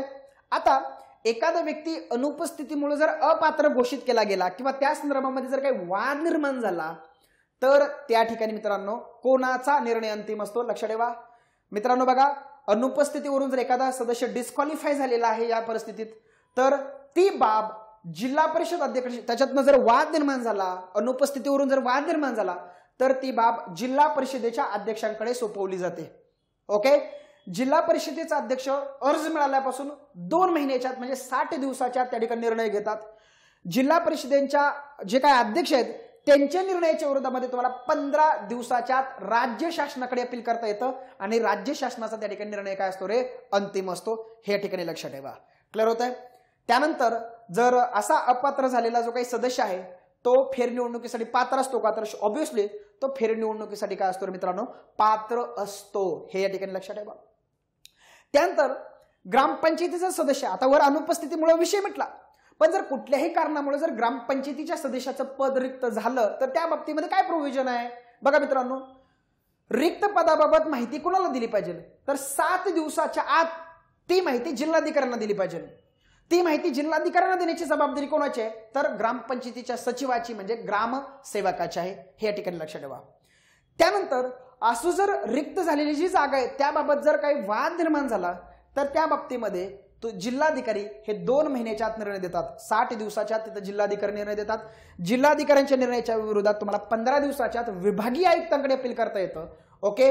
आणि त्या संदर्भामध्ये विभागीय आयुक्तांचा निर्णय अंतिम असतो. लक्षात ठेवा मित्रांनो, जर विभागीय आयुक्तांनी निर्णय दिला तर त्याच्या विरोधात राज्य शासनाकडे अपील आणि जर जिल्हाधिकाऱ्यांनी निर्णय दिला तर त्याच्या विरोधात विभागीय आयुक्तांकडे अपील. कारण जिल्हाधिकारी, विभागीय आयुक्त आणि राज्य शासन अशी त्या ठिकाणी प्रशासनाची हायरार्की असते, हे लक्षात ठेवा. कारण जिल्हाधिकाऱ्याच्या वर विभागीय आयुक्त असतात आणि विभागीय आयुक्ताच्या वर डायरेक्ट मित्रांनो राज्य शासन सुरू होत असतं. क्लिअर होत आहे. चला मित्रांनो बघा पुढे बघा, सदस्य राजीनामा कोणाकडे देतात. बघा ग्रामपंचायतीचे सदस्य आहेत ते सरपंचाकडे आपला राजीनामा देतात आणि जेव्हा सदस्यांचा राजीनामा सरपंचाकडे येतो तेव्हा सरपंच तो जो राजीनामा आहे तो 7 दिवसाच्या आत ग्रामपंचायतीच्या सचिवाकडे पाठवतात, म्हणजे ग्रामसेवकाकडे पाठवतात आणि ग्रामसेवक पुढील ग्रामपंचायतीच्या जी काही सभा आहे त्या सभेत तो त्या ठिकाणी सादर करत असतो आणि जर त्या ठिकाणी जर काही वाद नाही निर्माण झाला तर 7 दिवसाच्या आत ग्रामपंचायती पुढे जर पाडलेला राजीनामा आहे तर तो 7 दिवसाच्या आत काय येतो मित्रांनो, अंमलात येतो, ह्या ठिकाणी लक्षात ठेवा. जर राजीनाम्याबाबत काही जर विवाद जर उत्पन्न झाला तर ज्या सदस्याने तो राजीनामा दिलेला आहे तो सदस्य मित्रांनो 7 दिवसाच्या आत जिल्हाधिकाऱ्यांकडे अपील करू शकतो. 15 दिवसाच्या आत आपला निर्णय जिल्हाधिकारी देतील आणि जिल्हाधिकाऱ्याच्या निर्णयाच्या विरोधामध्ये तुम्ही त्या ठिकाणी मित्रांनो विभागीय आयुक्तांकडे अपील करू शकतात आणि विभागीय आयुक्त सुद्धा त्या ठिकाणी 15 दिवसाच्या आत आपला निर्णय या ठिकाणी देतील, हे या ठिकाणी लक्षात ठेवा. मी काय सांगितलं, राजीनाम्याबाबतचा विवाद कळतंय, पद रिक्त होण्याबाबतचा विवाद, अनुपस्थितीचा विवाद, हे वेगवेगळे विवाद कुठे जातात, कोण तिथं निर्णय देतो, हे एकदा जरा साईडला नोट डाऊन करून घ्या आणि तिथे जरा फोकस करून ठेवा.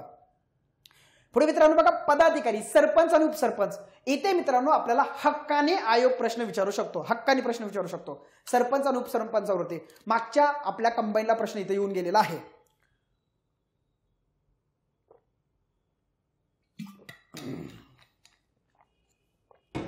बघा मित्रांनो, सरपंच आणि उपसरपंच. बघा ग्रामपंचायतीचे सरपंच उपसरपंच भारतीय राज्यघटनेच्या 243C5 नुसार सरपंच निवडीची जी पद्धत आहे ती पद्धत राज्य शासन ठरवेल. क्लिअर होत आहे. C5 243C5. आता बघा सरपंच उपसरपंच पदाची तरतूद हे महाराष्ट्र ग्रामपंचायत अधिनियम 1958च्या 30 आणि 30A मध्ये आहे. क्लिअर होत आहे. 14 जुलै 2022चा मंत्रिमंडळाचा निर्णय आलेला आहे की सरपंच सदस्यांना वेगवेगळी जनतेतनं निवडला जाईल. क्लिअर होत आहे, हे लक्षात ठेवा. चलो, पात्रता काहीतरी सरपंचाच्या बाबतीमध्ये ग्रामपंचायतीचा सदस्य म्हणून निवडून आलेला असावा. ओके. आणि सगळ्यात महत्वाचं, सरपंच पदाचा उमेदवार 1 जानेवारी 1995 रोजी किंवा त्यानंतर जन्मलेला असला तर किमान 7वीची डिग्री त्याच्याकडे असणं अपेक्षित आहे किंवा त्याच्या समकक्ष असली तरी चालू शकते. आरक्षण आहे सरपंच पदामध्ये SC ST मागासवर्ग हे की नाही, किंवा महिला यासाठी आरक्षण असू शकतं. उपसरपंचाच्या बाबतीमध्ये कोणतंही आरक्षण नाहीये, हा मुद्दा या ठिकाणी क्लिअर करून ठेवा. बाकी बघा आता इथं दोन गोष्टी आहे. सरपंच हा जनतेतनं सध्या निवडला जातो, तो कसा निवडला जातो, आणि पूर्वी सरपंच हा सदस्यांमधून निवडला जायचा, तो कसा निवडला जायचा हे स्वतंत्रपणे बघू, आणि नंतर त्या दोघांची एकत्रितपणे तरतूद सुद्धा बघून घेऊ. क्लिअर होत आहे. सगळ्यात पहिलं बघा, थेट जनतेतनं निवडलेला सरपंच आणि सदस्यांमधून निवडलेला उपसरपंच. क्लिअर होत आहे. चला बघा, थेट जनतेतनं कसा सरपंच निवडला जाईल. बघा, सगळ्यात पहिल्यांदा प्रत्येक वॉर्डमधून सदस्य निवडले जातील. तुमच्या समजा ग्रामपंचायतीमध्ये समजा 9ची वॉर्ड असेल, तर मग समजा तिथं 3 वॉर्ड असतील, तर प्रत्येक वॉर्डातनं काय रे, म्हणजे तुम्हाला 2 मतं या ठिकाणी देता येतील. म्हणजे एक मत हे सदस्यांसाठी देता येईल, जेवढे लोक उभे आहेत तेवढ्यांना तुम्हाला एक मत देता येईल, आणि दुसरं मत तुम्हाला सरपंचासाठी द्यायचं आहे. सरपंचासाठी गावातली सगळी लोक मतदान करतील. लक्षात ठेवा, म्हणजे इथं सदस्यांव्यतिरिक्त सरपंच असणार आहे. जर समजा तुमची 9ची वॉर्ड असेल, तर 9 अधिक 1 असा सरपंच असणार आहे. म्हणजेच सरपंच हा सदस्यांव्यतिरिक्त असतो. म्हणजे तुम्हाला वॉर्डातल्या सदस्यालाही मतदान करायचंय आणि तुम्हाला इथं सरपंचाला सुद्धा मतदान करायचंय, हे या ठिकाणी लक्षात ठेवा. क्लिअर होत आहे. तर मतदार यादीत नाव असलेल्या व्यक्तीला सरपंच पदाची निवडणूक लढवता येते, हे या ठिकाणी लक्षात ठेवा. मतदार यादीत नाव असलं पाहिजे. त्यानंतर मित्रांनो बघा, निवडणुकीच्या वेळी जर सरपंच निवडला गेला नाही, तर पुन्हा नव्याने निवडणूक घेण्यात येते. नीट लक्षात ठेवा, जर पहिल्या राऊंडला सरपंच निवडला गेला नाही, तर दुसऱ्यांदा त्या ठिकाणी निवडणूक घेण्यात येते. नाही दुसऱ्यांदा पण जर त्या ठिकाणी सरपंचाची निवड झाली नाही, तर मग त्या ठिकाणी बघा कशी निवड केली जाते. बघा, निवडणुकीच्या वेळी सरपंच निवडला न गेल्यास नव्याने निवडणूक घ्यावी लागेल, आणि नव्याने निवडणूक घेतल्यानंतर तिथेही सरपंचाची निवडणूक झाली नाही, तर मात्र मग ग्रामपंचायतीचे सदस्य हे पूर्वीप्रमाणे आपल्यामधून एका व्यक्तीला काय करतील रे मित्रांनो, सरपंच म्हणून निवडतील, हे लक्षात ठेवा. क्लिअर होत आहे. आणि निवडणुकीत जर समसमान मतं पडली, तर त्या ठिकाणी काय रे, चिठ्ठ्या टाकून त्या ठिकाणी काय रे, निर्णय घेतला जाईल, हे या ठिकाणी लक्षात ठेवा. मित्रांनो काही गोष्टी इथं लक्षात ठेवा. जर थेट सरपंच निवडला गेलेला आहे, त्याच्यात निवडणुकीच्या संदर्भात जर काही वाद निर्माण झालं, तर त्या वादाच्या संदर्भात तुम्ही तक्रार कोण करू शकते, कुठे करू शकते, तेही इथं प्रश्न विचारला जाऊ शकतो. जर थेट सरपंच निवडीबाबत जर वाद निर्माण झाला, तर त्याबाबत तक्रार कोण करू शकतं, तर मतदार करू शकतो तक्रार, किंवा जो काही प्रतिस्पर्धी सदस्य आहे, तोही त्या ठिकाणी उमेदवार आहे, तोही त्या ठिकाणी काय रे, तक्रार करू शकतो. तक्रार कोणाकडे करायची, नीट लक्षात ठेवा. तक्रार कोणाकडे करायची, तर तक्रार दिवाणी न्यायाधीश कनिष्ठ स्तर, किंवा ते नसतील तर दिवाणी न्यायाधीश वरिष्ठ स्तर यांच्याकडे करायची. आणि किती दिवसात करायची, निवडणूक पार पडल्यापासून 15 दिवसाच्या आत.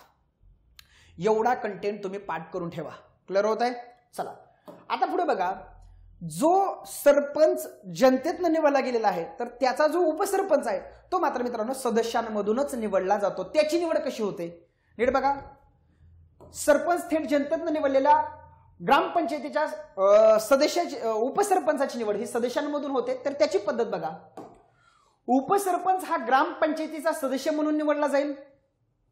सार्वत्रिक निवडणुकीनंतर याकरता विशेष सभा बोलवण्यात येईल. त्या विशेष सभेचा जो अध्यक्ष आहे, नीट लक्षात ठेवा, या सभेचा अध्यक्षस्थानी हा थेट जनतेतनं निवडलेला सरपंच असणार आहे मित्रांनो, हे लक्षात ठेवा. आणि जर सरपंच पद रिक्त असेल, तर जिल्हाधिकाऱ्यांनी प्राधिकृत केलेला जो कोणी सभेचा अध्यक्ष आहे, तो त्याचा अध्यक्ष असेल, हे या ठिकाणी लक्षात ठेवा. ग्रामपंचायतीचे सदस्य या सभेत त्यांच्यापैकी एकाला उपसरपंच पदावर निवड करतील, आणि या निवडणुकीमध्ये जर समसमान मतं पडली, तर सरपंचाला इथं निर्णायक मत देण्याचा अधिकार असेल. आणि जर सरपंच पद रिक्त असेल, तर सभेचा जो कोणी अध्यक्ष असेल, तर तो चिठ्ठ्या टाकून त्या ठिकाणी काय रे मित्रांनो, उपसरपंचाची निवड करेल, हे या ठिकाणी लक्षात ठेवा. क्लिअर होत आहे. तर इथं काय तुम्हाला लक्षात ठेवायचंय, तर इथं निर्णायक मत देण्याचा अधिकार सरपंचाला आहे, हे ठिकाणी लक्षात ठेवा. त्या सभेचा अध्यक्ष सुद्धा सरपंच आहे, जिथं उपसरपंचाची निवड केली जाते, तर इथं सरपंचाला 2 एक्स्ट्रा अधिकार आहेत. ते जरा फोकस करून ठेवा, परीक्षेला विचारले जाण्याची शक्यता नाकारता येत नाही. आता पुढे सदस्यांमधून सरपंच आणि उपसरपंच यांची निवड कशी केली जाते, ते एकदा आपण बघून घेऊयात. बघा बरं मित्रांनो, सर्वप्रथम ग्रामपंचायत सदस्य मतदारांकडून निवडले जातात. क्लिअर होत आहे. आणि त्यानंतर मित्रांनो, त्या सदस्यांमधून सरपंच आणि उपसरपंच यांची काय घेतली जाते मित्रांनो, निवड केली जाते. त्या संदर्भामध्ये एक सभा बोलवली जाते. ती सभा कोण बोलवतात, तर ती सभा जिल्हाधिकारी बोलवतात. नीट लक्षात ठेवा, ती सभा कोण बोलवतात, जिल्हाधिकारी बोलवतात. आणि त्याचा अध्यक्ष कोण असतो, जिल्हाधिकाऱ्यांनी प्राधिकृत केलेला जो कोणी अधिकारी असेल, तर तो अधिकारी त्या सभेचा कोण असेल रे? अध्यक्ष असतील. आणि लक्षात ठेवा मित्रांनो, जी सभा बोलवलेली आहे त्या सभेमध्ये सरपंच आणि उपसरपंच यांच्या निवडी व्यतिरिक्त कोणतंही काम हाताळलं जात नाही, हे या ठिकाणी तुम्हाला लक्षात ठेवायचं आहे. आणि सगळ्यात महत्वाची गोष्ट काय रे, सरपंच आणि उपसरपंचाच्या निवडणुकीमध्ये जर समसमान मतं पडली तर जो कोणी सभेचा अध्यक्ष आहे तो चिठ्ठ्या टाकून त्या ठिकाणी मित्रांनो निर्णय घेत असतो. या निवडणुकीमध्ये जर काही वाद निर्माण झाला तर त्या बाबतीमध्ये मित्रांनो तक्रार कोण करू शकतं? तर मित्रांनो सभेच्या अध्यक्षाने असलेल्या अधिकाऱ्याला किंवा कोणत्याही सदस्याला त्या ठिकाणी मित्रांनो तक्रार करता येऊ शकते. अशी तक्रार किती दिवसात केली पाहिजे? तर अशी तक्रार 15 दिवसाच्या आत केली पाहिजे. आणि ही तक्रार कुणाकडे केली पाहिजे रे?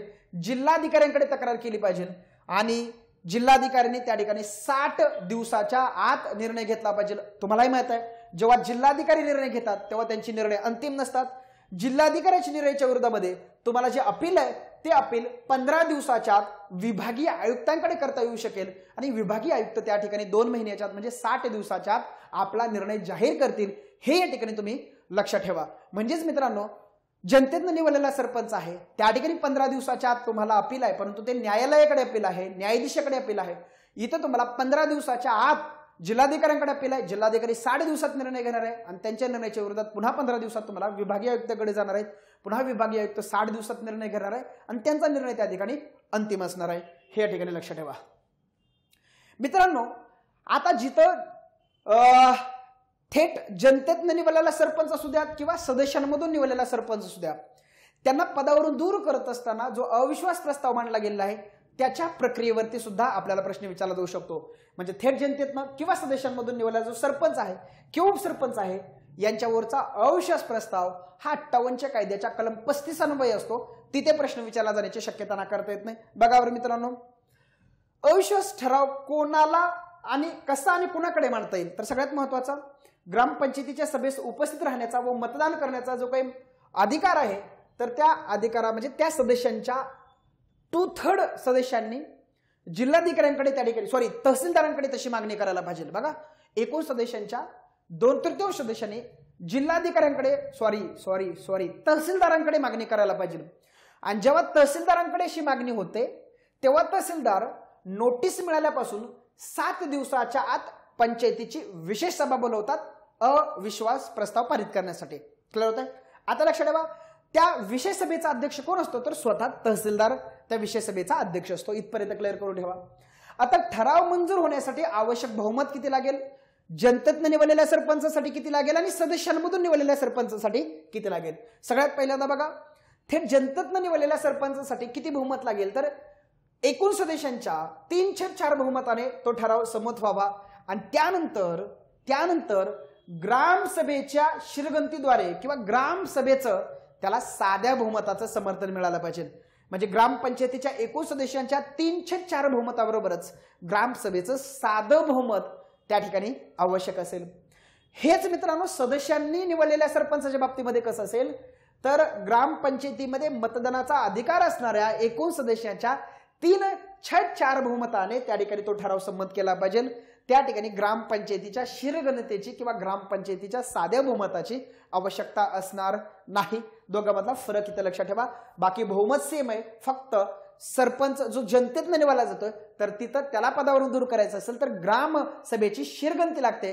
कारण ग्रामसभा ही गावातल्या प्रौढ नागरिकांची किंवा मतदारांची सभा आहे आणि त्यांचं सुद्धा साध्या समर्थन लागलं पाहिजे कारण जनतेनं सरपंच निवडलेला आहे. मित्रांनो बघा, ठराव संमत झाल्यापासून 7 दिवसाच्या नंतर त्या ठिकाणी सरपंच असेल किंवा उपसरपंच असेल आपलं अधिकार पद धारण करायला ते बंद होतात 7 दिवसानंतर. हे या ठिकाणी लक्षात ठेवण्याचा प्रयत्न करा. ठराव कोणत्या कालावधीमध्ये मांडता येत नाही? आता जनतेतनं निवडलेला जो सरपंच आहे त्या सरपंचाची निवड झाल्यापासून 2 वर्षाच्या आत तुम्हाला असा ठराव मांडता येत नाही. आणि ग्रामपंचायतीचा उर्वरित कालावधी जर 6 महिन्यापेक्षा कमी असेल तर तेव्हाही तुम्हाला तो ठराव मांडता येत नाही. सेम तरतूद मित्रांनो सदस्यांमधून निवडलेल्या सरपंचाच्या बाबतीत पण आहे की निवड झाल्यापासून पहिल्या 2 वर्षाच्या आत आणि ग्रामपंचायतीची जर मुदत 6 महिन्याच्या आत संपणार असेल तर तेव्हा तुम्हाला तो ठराव त्या ठिकाणी मांडता येणार नाही. हे ठिकाणी लक्षात ठेवा. त्यानंतर मित्रांनो बघा, एकदा जर ठराव फेटाळला, नीट लक्षात ठेवा, एकदा जर ठराव फेटाळला तर काय आहे बघा, जर ठराव फेटाळला गेला तर अशा ठराव फेटाळण्याच्या विशेष सभेच्या दिनांकापासून पुढची 2 वर्ष तुम्हाला सरपंच किंवा उपसरपंचाच्या विरोधामध्ये पुन्हा अविश्वास ठराव आणता येत नाही, हे या ठिकाणी लक्षात ठेवा. क्लिअर होत आहे. आता पुढे गोष्ट लक्षात ठेवा मित्रांनो, इथं परीक्षेला प्रश्न विचारला जाऊ शकतो की सरपंच असेल किंवा उपसरपंच असेल यांच्यावरील अविश्वास ठराव मंजूर झाल्यास किंवा त्यावरील विवादाचा निर्णय होईपर्यंत सरपंचाचे अधिकार आणि कार्य कोणाकडे जातात, तर त्यांचे अधिकार आणि कार्य किंवा कर्तव्य हे गटविकास अधिकाऱ्याने प्राधिकृत केलेल्या विस्तार अधिकाऱ्याकडे जातात. कोणाकडे जातात? गटविकास अधिकाऱ्याने प्राधिकृत केलेल्या विस्तार अधिकाऱ्याकडे जातात. हॅशटॅग फेरिया MP इथं प्रश्न बनू शकतो. क्लिअर होत आहे. परंतु तिथं त्यांना मतदानाचा अधिकार नसतो, ह्या ठिकाणी लक्षात ठेवा. आता सरपंच उपसरपंचाच्या अविश्वास ठरावावर जर काही वाद निर्माण झाला तर तुम्ही कुठे चॅलेंज करणार आहात? बघा, तुम्ही कुठे चॅलेंज करणार आहात? तर 7 दिवसाच्या तुम्ही जिल्हाधिकाऱ्यांकडे चॅलेंज करणार आहात. जिल्हाधिकारी 15 दिवसाच्या आत आपला त्या ठिकाणी काय करणार आहेत मित्रांनो? निर्णय देणार आहेत. अर्थातच जिल्हाधिकाऱ्यांचा निर्णय काय अंतिम नसतो. त्यांच्या निर्णयाच्या विरोधात पुढच्या 7 दिवसात तुम्ही विभागीय आयुक्तांकडे जाऊ शकता. अर्थातच विभागीय आयुक्त पुन्हा 15 दिवसामध्ये आपला निर्णय देणार आहेत आणि त्यांचा निर्णय त्या ठिकाणी काय असणार मित्रांनो? अंतिम असणार आहे. हे या ठिकाणी सांगायला विसरू नका किंवा समजून घ्यायला विसरू नका. आता पुढे मित्रांनो बघा, हे झालं मित्रांनो. पहिल्यांदा मी बघितलं जनतेचा सरपंच कसा निवडला जातो, सदस्यांमधून कसा सरपंच निवडला जातो, जनतेतनं निवडलेल्या सरपंचाचा उपसरपंच कसा निवडला जातो तिथं मी बघितलेलं आहे. त्यानंतर जनतेतनं सरपंच निवडलेला असू द्या किंवा उपसरपंच सरपंच सदस्यांमधून निवडलेला असू द्या, त्यांच्यावरला अविश्वास प्रस्ताव त्याची प्रक्रिया मी तुम्हाला एकत्रितपणे समजून सांगितली. आता पुढे मित्रांनो, सरपंच आणि उपसरपंचाचा कालावधी किती असतो? तर ग्रामपंचायतीच्या कार्यकाळा एवढाच, म्हणजे 5 वर्ष त्यांचा त्या ठिकाणी कार्यकाळ असतो, हे विसरू नका. पुढे मित्रांनो बघा, मी इथं तुलनात्मकरित्या काही गोष्टी दिलेल्या आहेत. बघा, सरपंच हा सदस्यांमधून निवडला जातोय किंवा जनतेतनं निवडला जातोय, तर दोघांची तुलनात्मक माहिती. पुढे मित्रांनो बघा, पहिला सदस्यांमधून निवडला गेलेला सरपंच आहे आणि जनतेतनं निवडला गेलेला सरपंच आहे. पुढे बघा मित्रांनो, निवडीची पद्धत ही मार्च 2020 ची होती आणि ही 2022 पासून आहे. क्लिअर होत आहे. इथं बघा, मी काय सांगितलं तुम्हाला, सदस्यांमधून जो सरपंच निवडला जातोय तर इथं जिल्हाधिकारी बैठक बोलवतात. इथं थेट तो मतदार यादीमधल्या लोकांमधून निवडला जातोय. ओके, निवडीचा वाद असेल तर तक्रार 15 दिवसाच्या तुम्ही जिल्हाधिकारीकडे होता. इथं तुम्हाला आता 15 दिवसाच्या आत दिवाणी न्यायालयाकडे तुम्हाला तक्रार करायची. फरक असंच आहे. त्यानंतर मित्रांनो बघा, अविश्वास प्रस्तावाच्या बाबतीमध्ये सदस्यांच्या बाबतीमध्ये 2/3 सदस्यांनी तहसीलदाराकडे मागणी करायला पाहिजे. पारित होण्यासाठी 4 सदस्यांचं बहुमत आहे आणि ग्रामसभेच्या साध्या बहुमताची ठिकाणी गरज नाही. निवडीच्या पहिल्या 2 वर्षाच्या आत आणि ग्रामपंचायतीचा उर्वरित कालावधी 6 महिने असेल तर तिथं तुम्हाला त्या ठिकाणी अविश्वास प्रस्ताव मांडता येत नाही आणि एकदा फेटाळला तर पुढच्या 2 वर्षापर्यंत तुम्हाला तो मांडता येत नाही, हे लक्षात ठेवा. सेम तरतूद जनतेतनं निवडलेल्या सरपंचाच्या बाबतीत पण आहे. फक्त जनतेतनं निवडलेल्या सरपंचाला 304 बहुमताबरोबरच मित्रांनो ग्रामसभेचं मित्रांनो साधं बहुमत सुद्धा त्या ठिकाणी आवश्यक असतं, हे विसरू नका. क्लिअर होत आहे. चलो पुढे बघा मित्रांनो, ग्रामसभांचा अध्यक्ष जर तुम्ही बघितलं, जनतेतनं निवडलेला सरपंच आणि सदस्यांमधून निवडलेला सरपंच. सदस्यांमधून निवडलेल्या सरपंचाच्या बाबतीत बघा, पहिल्या आर्थिक वर्षाच्या ग्रामसभेचा अध्यक्ष सरपंच असणे बंधनकारक असतं आणि तो नसेल तर उपसरपंच. पण बघा, सर्वच ग्रामसभांचा अध्यक्ष इथं सरपंच असावा बंधनकारक नाही. पहिल्या आर्थिक वर्षातली जी काही ग्रामसभा आहे तिचा अध्यक्ष सरपंच असणं बंधनकारक आहे. तो नसेल तर उपसरपंच ग्रामसभेचा अध्यक्ष आहे आणि दोघेही नसेल तर ग्रामपंचायतीच्या सदस्यांमधून अध्यक्ष निवडला जाईल.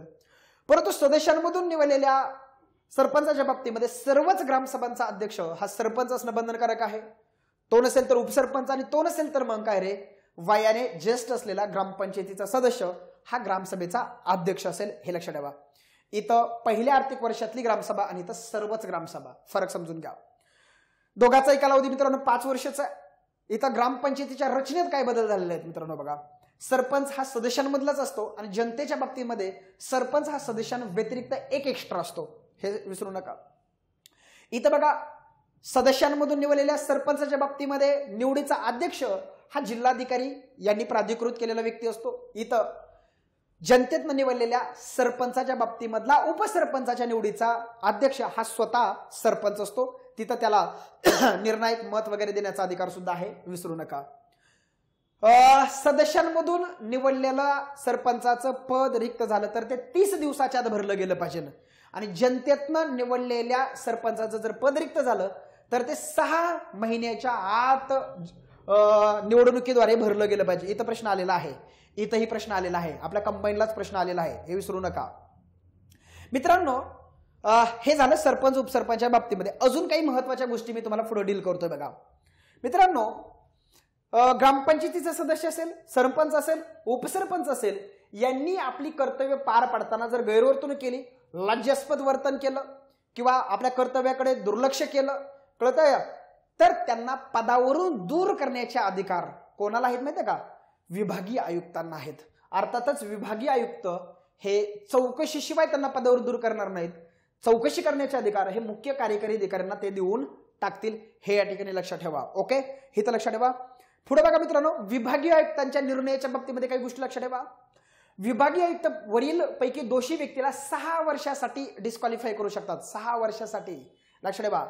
कोणतेही कारणास्तव आयुक्तांच्या निर्णयाविरुद्ध आदेशाच्या दिनांकापासून 15 दिवसाच्या आत तुम्हाला राज्य शासनाकडे अपील करता येतं. काही अडचण नाही. तुम्ही राज्य शासनाकडे 15 दिवसाच्या आत अपील करू शकता. लक्षात ठेवा, राज्य शासन 1 महिन्याच्या आत निर्णय देईल. राज्य शासनाचा निर्णय तर अंतिम असेल. क्लिअर होत आहे? हे लक्षात ठेवा. लक्षात ठेवा मित्रांनो, सरपंच किंवा उपसरपंच यांना पदावरून काढल्यास उर्वरित पदावधीत त्यांना सरपंच किंवा उपसरपंच म्हणून पुन्हा ते निवडून यायला पात्र नसतात. क्लिअर होत आहे?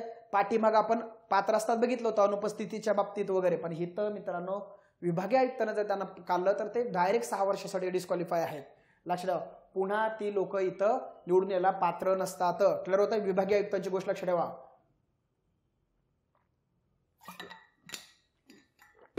पुढे अजून मित्रांनो काही गोष्टी लक्षात ठेवा. सरपंचाचे अधिकार व कार्य कलम 38 मध्ये दिलेत. ग्रामपंचायतीने संमत केलेल्या ठरावांची अंमलबजावणी करणं. सरपंच ग्रामपंचायतीच्या सभा, ग्रामसभा, विशेष सभा बोलवतो, सभेच्या अध्यक्षस्थान भूषवतो. कळतंय? ग्रामपंचायतीमध्ये हंगामी कर्मचाऱ्यांच्या नेमणुका करतो. ग्रामपंचायतीचे बँक खाते सरपंच ग्रामसेवक यांच्या संयुक्त नावावरती असतं. ग्रामस्थांना रहिवासी दाखले किंवा प्रमाणपत्र तो देत असतो. सरपंच ग्रामपंचायतीचे वार्षिक अंदाजपत्रक व लेखा किंवा ग्रामपंचायतीच्या पुढे तो मांडत असतो. मित्रांनो, पाठीमागच्या वर्षी आपल्याला सरपंचाचे कार्य विचारलेत. कळतंय? हे लक्षात ठेवा. उपसरपंचाचे अधिकार व कार्य कलम 38 मध्ये आहेत बघा. सरपंचाची निवडणूक होईपर्यंत सरपंच गावात 15 दिवसाहून अधिक गैरहजर असल्यास तो सरपंचाची कार्य पार पडत असतो. क्लिअर होतंय? त्याच्या कामावर काही मर्यादा आहेत मित्रांनो बघा. त्याच्या कामावर मर्यादा काय आहेत बघा. उपसरपंचाच्या अधिकार व कार्यावरील मर्यादा. काय मर्यादा आहे मित्रांनो? सरपंचाच्या अनुपस्थित सरपंच म्हणून उपसरपंच जेव्हा काम करत असतो तेव्हा त्याला पुढील कृती करण्यासाठी ग्रामपंचायतीच्या मंजुरीची आवश्यक असते. म्हणजेच काय? ग्रामनिधीचा वापर करणं, पैसे परत करण्यासाठी मंजूर देणं, ग्रामपंचायतीच्या सेवकांचा खर्च सोडून इतर कुठलाही खर्च ग्रामनिधीतून करणं किंवा सेवकांच्या वेतनाव्यतिरिक्त इतर कोणतेही चेक देणं, यासाठी त्याला ग्रामपंचायतीची संमती घ्यावी लागेल. पुढे मित्रांनो बघा. उपसरपंच सरपंचाने दिलेले कोणतेही आदेश रद्द करू शकत नाही, त्यात बदल करू शकत नाही, त्यात फेरफार करू शकत नाही. उपसरपंच सरपंचाने नेमलेल्या कोणत्याही हंगामी सेवकास कामावरून काढून टाकू शकत नाही. उपसरपंचास कोणतेही नवीन काम सुरू करता येत नाही किंवा अंदाजपत्रकात तरतूद असलेले कोणतेही काम बंद सुद्धा करता येत नाही. ह्या मर्यादा 100% लक्षात ठेवा. पुढे मित्रांनो बघा, सरपंच आणि उपसरपंच यांचा राजीनामा. क्लिअर होत आहे? बघा, सरपंच आपला राजीनामा कोणाकडे देतात तर पंचायत समितीच्या सभापतीकडे देतात. उपसरपंच आपला राजीनामा कोणाकडे देतात तर उपसरपंच आपला राजीनामा सरपंचाकडे देत असतात. नीट लक्षात ठेवा, सरपंच उपसरपंच आपला राजीनामा एकमेकांकडे देत नाहीत. सरपंचाचा राजीनामा पंचायत समितीच्या सभापतींकडे जातो. नीट लक्षात ठेवा. ग्रामपंचायतीच्या सभेपुढे राजीनामा मांडल्यापासून 7 दिवसानंतर राजीनामा अंमलात येतो. अर्थातच त्या बाबतीमध्ये कोणताही विवाद न झाल्यास. आपण विवादाच्या बाबतीमध्ये पाठीमागं बोललेलोच आहे. सरपंच आणि उपसरपंच यांचं निलंबन अतिशय महत्वाची तरतूद आहे.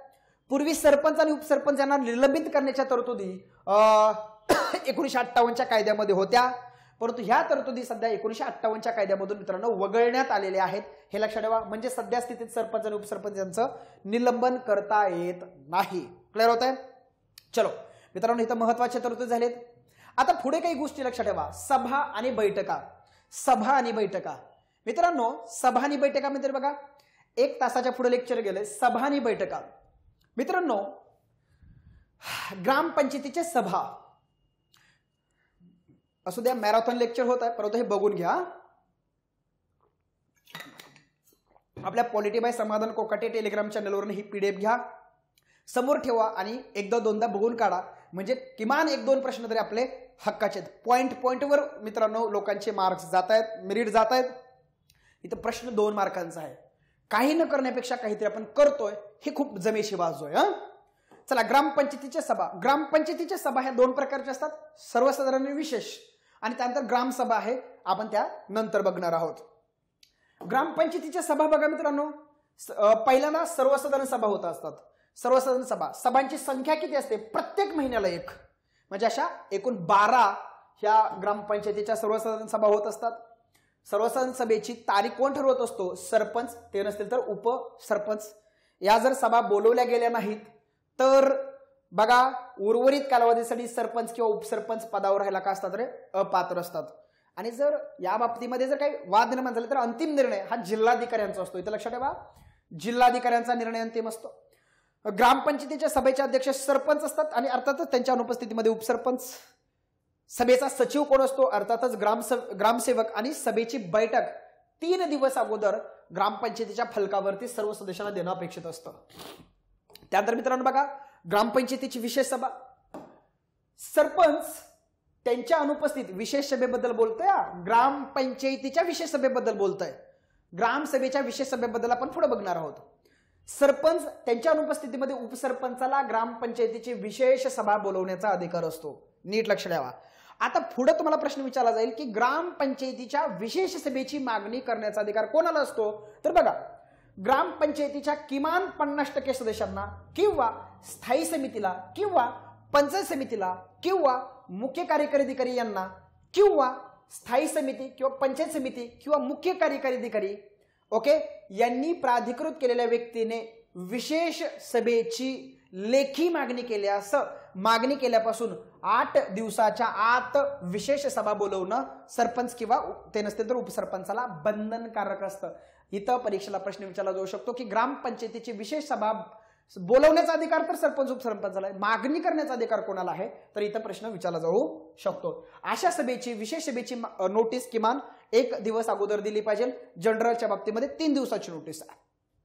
मित्रांनो, ग्रामपंचायतीच्या सभेची गणसंख्या कोरम किती असतो? मित्रांनो बघा, ग्रामपंचायत सभेचे कामकाज चालवण्यासाठी सरपंच आणि उपसरपंचासहित ग्रामपंचायतीच्या एकूण सदस्य संख्येच्या 1/2 सदस्य उपस्थित असणं अपेक्षित आहे.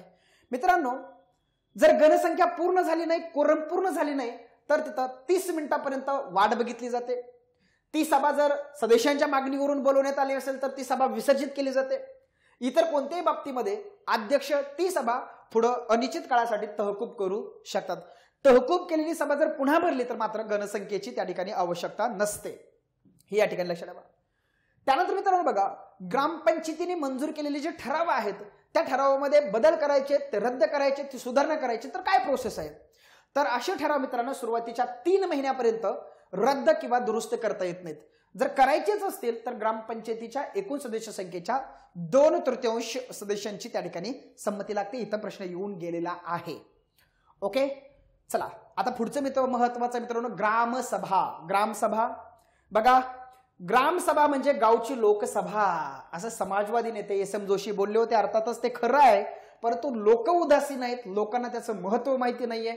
ओके, चला ग्रामसभेचे महत्व लक्षात घेऊन भारत सरकारने 1999 ते 2000 हे ग्रामसभा वर्ष म्हणून त्या ठिकाणी जाहीर केलं होतं. मित्रांनो, ग्रामसभेच्या बाबतीमध्ये घटनात्मक तरतूद लक्षात ठेवा. मित्रांनो, आपल्या भारताच्या संविधानामध्ये ग्रामसभेची तरतूद कुठे आहे? तर ती 73व्या घटनादुरुस्तीमध्ये आहे, 74व्या नाही. 243A मध्ये ग्रामसभेची त्या ठिकाणी मित्रांनो तरतूद देण्यात आलेली आहे.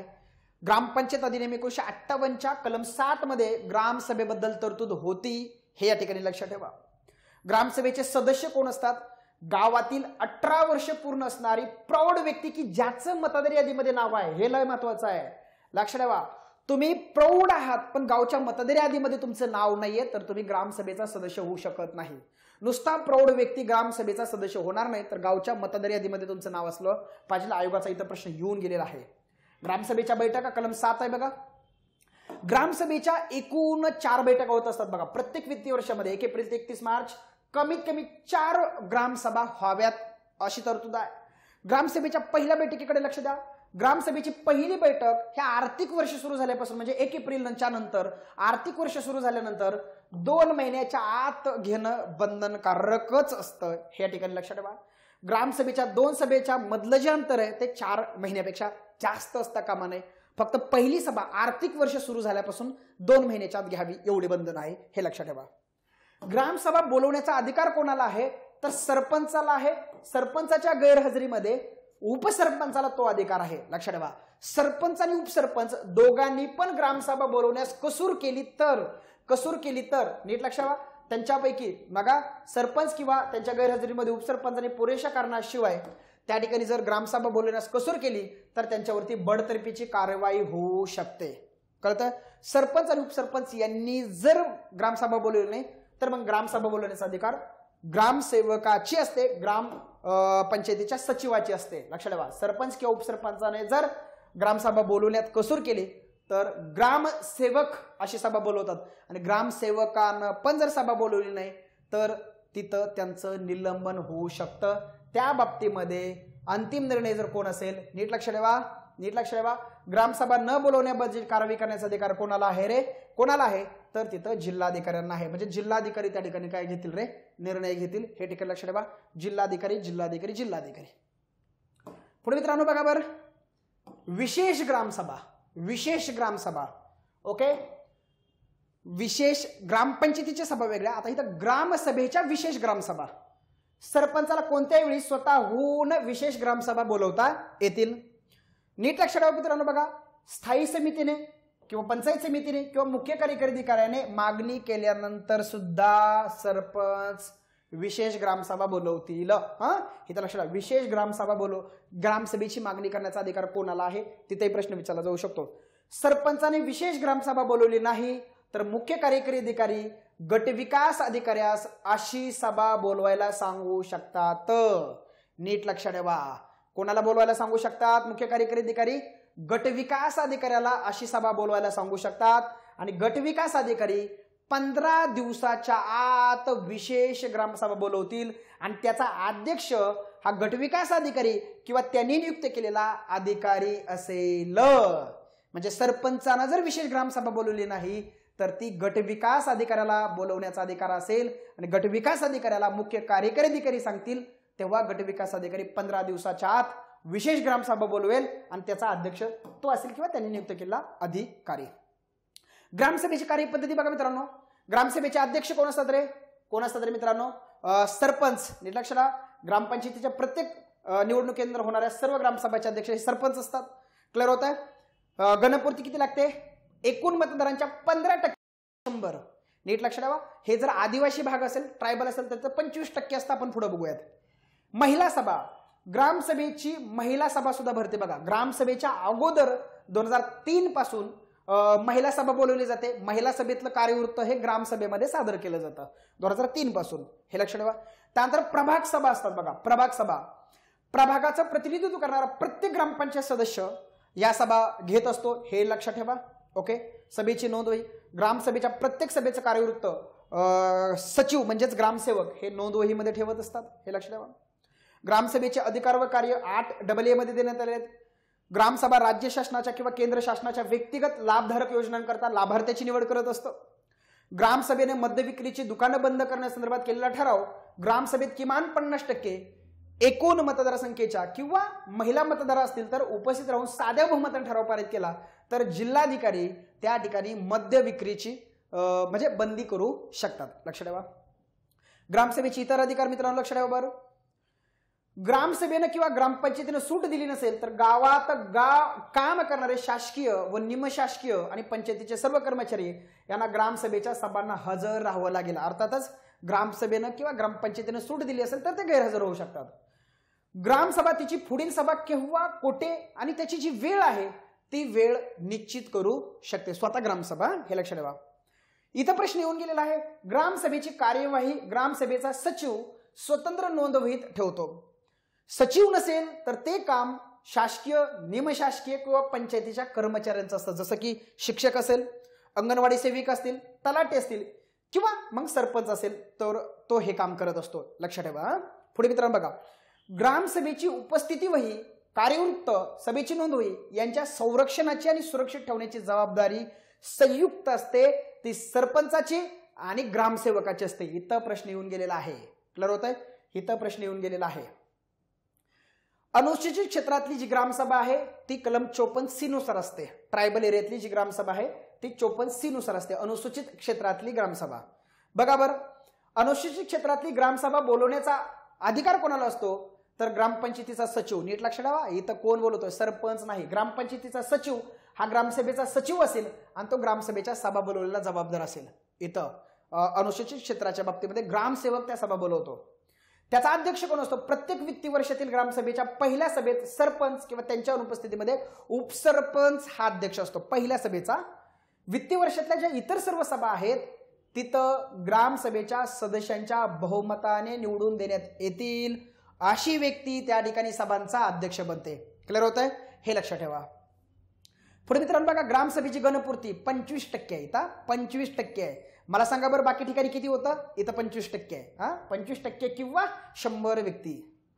आता शेवटचा काही भागाकडे मी येतो मित्रांनो. समित्या, ग्रामपंचायतीच्या समित्या.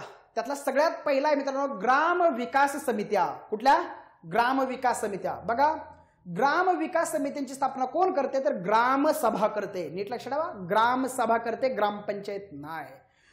ग्रामपंचायतीची स्थापना झाल्यापासून 1.5 महिन्याच्या आत म्हणजे 45 दिवसाच्या आत अशा सभा स्थापन होणं कायद्यानं बंधनकारक असतं. समितीचा अध्यक्ष आणि सचिव, अध्यक्ष हा सरपंच असतो तर सचिव हा ग्रामसेवक असतो. दोन्ही पद पाठ करून ठेवा. कार्यकाळ हा ग्रामपंचायतीच्या मुदती एवढा असतो. रचना बघा, कमीत कमी 12 सदस्य आणि मॅक्सिमम 24 सदस्य ही रचना सांगितलेली आहेत. ग्रामपंचायतीच्या सदस्यांमधून बघा बरं मित्रांनो, कमीत कमी 1/3 सदस्य हे ग्रामपंचायतीचे सदस्य असणं अपेक्षित आहे आणि त्याच्यामध्ये कमीत कमी 50% महिला असणं अपेक्षित आहे. इथं लक्षात ठेवा. जेव्हा ग्रामविकास समिती केवळ महिलांसाठी किंवा दुर्बल घटकांसाठी असते तेव्हा त्या समितीमध्ये त्या लोकांचं 304 पेक्षा कमी पाठबळ किंवा संख्याबळ असणार नाही. पुढची महत्वाची गोष्ट, ग्रामविकास समितीकडे सोपवलेली कार्य जर तुम्हाला काढून घ्यायची असतील तर ग्रामसभेच्या 2/3 बहुमताची त्याला मान्यता असणं अपेक्षित आहे. इथं फोकस करून ठेवा. मित्रांनो, ग्रामविकास समित्या एक समिती स्थापन करतात, त्याला म्हणतात लाभार्थी स्तर उपसमिती. लाभार्थी स्तर उपसमिती ही ग्राम विकास समितीमार्फत स्थापन केली जाते. बघा, स्थापना ही ग्राम विकास समितीद्वारे स्थापन केली जाते. कमाल सदस्य हे 12 असतात आणि यातले 50% सदस्य हे महिला असणं अपेक्षित आहे. मुदत ग्रामपंचायतीच्या मुदती एवढीच असते. क्लिअर होत आहे? हे लक्षात ठेवा. इथं परीक्षेला प्रश्न विचारला जाऊ शकतो. आर्थिक बाबी, आर्थिक बाबी काही एवढ्या महत्वाच्या नाहीत. कलम 62 नुसार अर्थसंकल्प असतो. दरवर्षी 28 फेब्रुवारीपर्यंत ग्रामपंचायतीचे वार्षिक अंदाजपत्रक तयार करून सरपंच तो ग्रामपंचायतीला सादर करत असतो. हे लक्षात ठेवा.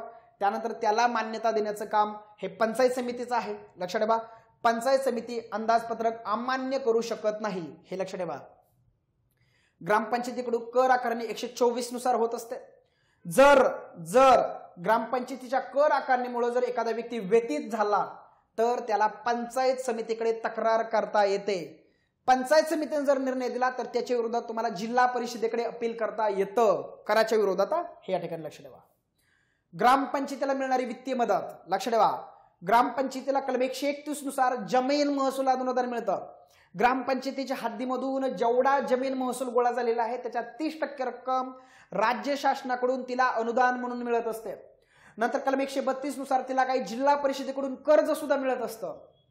त्यानंतर मित्रांनो 132A नुसार त्याला समानीकरण अनुदान मिळतं. 132B नुसार त्यांना ग्राम पाणी पुरवठा निधी मिळतो आणि 133 नुसार जिल्हा ग्रामविकास निधी स्थापन करण्याचा अधिकार सुद्धा त्या ठिकाणी त्यांना आहे.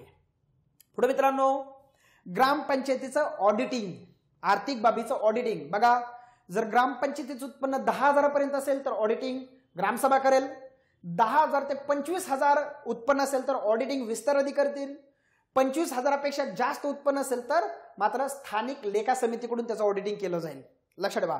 लेखा परीक्षणाच्या तपासणीनंतर 2 महिन्याच्या आत लेखा परीक्षण टिप्पणीचा प्रत जे आहे ते मुख्य कार्यकारी अधिकाऱ्यांकडे पंचायत समिती आणि ग्रामपंचायत यांच्याकडे पाठवणं अपेक्षित आहे. कोणाकडे रे? मुख्य कार्यकारी अधिकारी, पंचायत समिती आणि ग्रामपंचायतीकडे ती प्रत या लोकांकडून त्यांच्याकडे ती प्रत जात असते. लक्षात ठेवा. ऑडिटिंग उत्पन्न किती आणि कोण ऑडिट करतं हे तर लक्षात ठेवा. इथं प्रश्न आला नाही, पण इन फ्युचरमध्ये जर प्रश्न आला तर मी थोडा वॉस्ट कंटेंट इथं डिझाईन केलेला आहे. मित्रांनो, ग्रामपंचायतीवरचं नियंत्रण शेवटच्या टप्प्याकडे आलो आपण. ग्रामपंचायतीवर कोणाकोणाचं नियंत्रण असतं तर जिल्हा परिषदेचं असतं, त्यानंतर जिल्हा परिषदेच्या स्थायी समितीचं असतं, पंचायत समितीचं असतं किंवा मुख्य कार्यकारी अधिकाऱ्यांचं असतं. जर परीक्षेला प्रश्न आला ग्रामपंचायतीवरती नियंत्रण कोणाचं असतं तर हे सगळे घटक तुम्हाला त्या ठिकाणी सांगता येऊ शकतात. पुढे मित्रांनो बघा, ग्रामपंचायतीचं विसर्जन करण्याचा अधिकार कोणाला आहे तर राज्य शासनाला आहे. राज्य शासन ग्रामपंचायतीचं विसर्जन केव्हा करू शकतात मित्रांनो बघा, ग्रामपंचायतीने आपल्या अधिकारांचा दुरुपयोग केला तर किंवा अधिकार क्षेत्राच्या बाहेर जाऊन ग्रामपंचायत काम करते तर, त्यानंतर कर्तव्य पार पाडत असताना अक्षम्य असणं किंवा जाणीवपूर्वक कर्तव्याची टाळाटाळ करणं, त्यानंतर सक्तीनं कर न बसवणं, पंचायत समितीच्या आदेशांचं पालन न करणं, स्थायी समितीच्या आदेशांची अवज्ञा करणं, आयुक्तांना दिलेले आदेश न पाळणं, लेखापरीक्षणाबाबतच्या आदेशाकडे दुर्लक्ष करणं, राज्य शासनाने दिलेल्या आदेशांकडे हेतुपुरस्पर दुर्लक्ष करणं लक्षात ठेवा, किंवा मित्रांनो ग्रामपंचायतीच्या एकूण सदस्य संख्येच्या 50% पेक्षा जास्त जागा रिक्त असतील, 50% पेक्षा जास्त जागा रिक्त असतील तर राज्य शासन कारवाई करू शकतात. ह्या ठिकाणी लक्ष द्यावा. ओके, चलो. ग्रामपंचायतीचे कर्मचारी बघा, ग्रामपंचायत तिला आवश्यक वाटतील तितके कर्मचारी नेमू शकते. त्यांचं वेतन हे ग्राम निधीमधून दिलं जातं. सरपंच गरज भासल्यास तात्पुरत्या स्वरूपामध्ये काही ग्रामपंचायतीमध्ये कर्मचारी नेमू शकतात. राज्य शासन ग्रामपंचायतीच्या कर्मचारी वेतनासाठी 50% अनुदान देत असतं. हे ठिकाणी लक्षात ठेवा.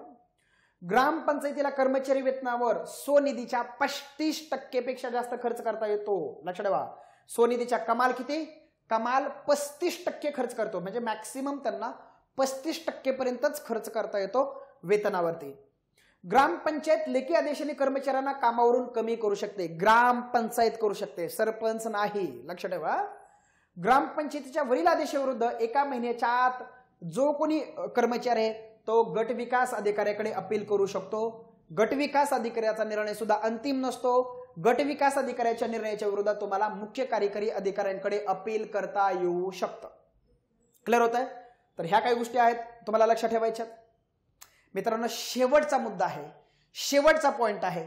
मला माहिती आहे की जवळपास दीड तासापर्यंत लेक्चर गेलेला आहे, परंतु पर्याय नाही. 2 मार्काचा प्रश्न आहे. प्रशासकीय अधिकारी बघा बरं मित्रांनो, ग्रामपंचायतीचा सचिव कलम 60 आहे बघा. ग्रामसेवक असतो, ग्रामसेवक हा ग्रामपंचायतीचा सचिव असतो. नीट लक्षात ठेवा, तो ग्रामपंचायतीचा प्रशासकीय अधिकारी आहे. कलम 60 अन्वये ग्रामसेवक हा ग्रामपंचायतीचा सचिव असतो. ग्रामसेवक हा ग्रामपंचायतीचा प्रशासकीय प्रमुख असतो, नोकर नसतो, प्रशासकीय प्रमुख असतो. ग्रामपंचायत अधिनियम 1958च्या कलम 60 मध्ये त्याची तरतूद आहे. कलम 60 लक्षात ठेवा. ग्राम सचिवाची म्हणजेच ग्रामसेवकाची निवड ही जिल्हा निवड मंडळाकडून केली जाते, तर त्यांची नेमणूक जिल्हा परिषदेचे मुख्य कार्यकारी करतात. बघा, निवड जिल्हा मंडळ करतात, तर त्यांची नेमणूक जिल्हा परिषदेचे मुख्य कार्यकारी करतात. हे विसरू नका. ग्रामसेवक हा जिल्हा परिषदेचा क्लास 3 चा कर्मचारी आहे. त्याचं वेतन जिल्हा निधीमधून दिलं जातं आणि त्याच्यावर जे असणारं नजीकचे नियंत्रण आहे ते गट विकास अधिकाऱ्याचं असतं. ग्रामसेवक हा ग्रामपंचायतीचा नोकर नसतो, तर ग्रामपंचायतीचा प्रशासकीय प्रमुख असतो. लक्षात ठेवा. त्याची कार्य बघा बरं मित्रांनो काय आहेत रे. ग्रामपंचायतीचा सचिव म्हणून काम करणं. लक्षात ठेवा, ग्रामपंचायत प्लस ग्रामसभा दोघांचा पण सचिव म्हणून काम करणं. नीट लक्षात ठेवा. ग्रामपंचायतीच्या नोकर वर्गावर नियंत्रण ठेवणं, गावातल्या जन्म मृत्यू व विवाहांची नोंद ठेवणं, गावातील बाल विवाह प्रतिबंधक अधिकारी म्हणून काम करणं आणि ग्राम निधीची काय रे जबाबदारी सांभाळणं. आय होप मित्रांनो मी इथं हे सगळे मुद्दे कव्हर केलेले आहेत. समित्या केंद्राच्या राज्याच्या 73व्या म्हणून त्यातल्या महत्वाचे होतात. आणि ग्रामपंचायतीमध्ये सगळ्यात पहिल्यांदा बेसिक घेतलेला आहे. सरपंच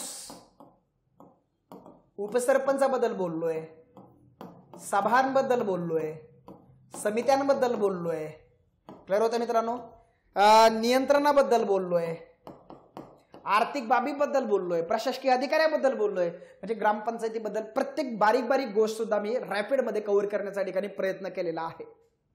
क्लिअर होत आहे. त्याच्यामुळे मित्रांनो हे लेक्चर तुमच्या जास्तीत जास्त मित्रांना शेअर करा. मित्रांनो अजून पुढचे 3-4 दिवस मी तुमच्यासोबत राहणार होतो, परंतु जरा माझ्या आईची तब्येत थोडी म्हणजे तब्येत खराब आहे, त्याच्यामुळे मी आज पुण्यातून मी गावी शिफ्ट होतोय. घाईघाईमध्ये हे लेक्चर झालंय मला माहिती आहे, पण तुम्ही लहान भाऊ समजून जर कुठे चूक झाली असेल तर मला माफ करचाल. चुकीच्या कमेंट्स करणाऱ्यांना हात जोडून विनंती आहे, खूप कष्टातनं माझ्या भावा बहिणींसाठी आम्ही प्रयत्न करतोय. तुम्ही वातावरण खराब करायला इथे येऊ नका. तुम्हाला आम्ही वाईटही बोलणार नाही, तुमचा तो संस्कार आहे, तुमचा भाग आहे. ओके भावा बहिणींनो, जर मी लवकर आलो गावाकडून तर पुन्हा मी तुमच्यासाठी असेल एक मेगा सिरीज सुद्धा मी रात्रभर जागून मेगा सिरीजचे 50 क्वेश्चन डिझाईन केलेले आहेत. रात्रीचा खूप वेळ झालेला आहे, मी लेक्चर शूट करतोय. उद्या सकाळी किंवा रात्रीच तुम्हाला लेटमध्ये हे लेक्चर मिळून जाईल. जर मी थांबलो तर एक मेगा सिरीज उद्यासाठी सकाळसाठी मी करून ठेवील. ओके मी प्रामाणिकपणे मॅक्सिमम करण्याचा प्रयत्न करेन. ओके माझ्या भावा बहिणींना कंबाईनसाठी माझ्याकडून खूप खूप शुभेच्छा आहेत. अजून जेवढं मला तुमच्यासाठी उभं राहता येईल तेवढं उभं राहण्याचा मी प्रयत्न करेन. ओके मित्रांनो, याची पीडीएफ आपल्या पॉलिटी बाय समाधान कोकाटे या टेलिग्राम चॅनलवरून जॉईन करून ठेवा, म्हणजे घेऊन ठेवा, प्रिंट काढून ठेवा आणि वारंवार हे लेक्चर बघा. मॅक्सिमम तुम्हाला याच्यातून प्रश्न कव्हर होण्याचे चान्सेस आहेत, कारण पाठीमागच्या वर्षी मी असंच रिव्हिजन घेतलं होतं ज्याच्यातून 2 प्रश्न जवळपास ट्रॅप झाले होते, जे दोन्ही आले होते. क्लिअर होतंय? चलो मित्रांनो, भेटूयात आपण आपल्या लवकरच भेटूयात. कधी भेटेल मला सांगता येणार नाही, कारण मी आता गावाकडे निघालोय. चलो बाय बाय, टेक केअर. चलो ऑल द बेस्ट सर्वांना, ऑल द बेस्ट सर्वांना. चलो बाय बाय, बाय बाय.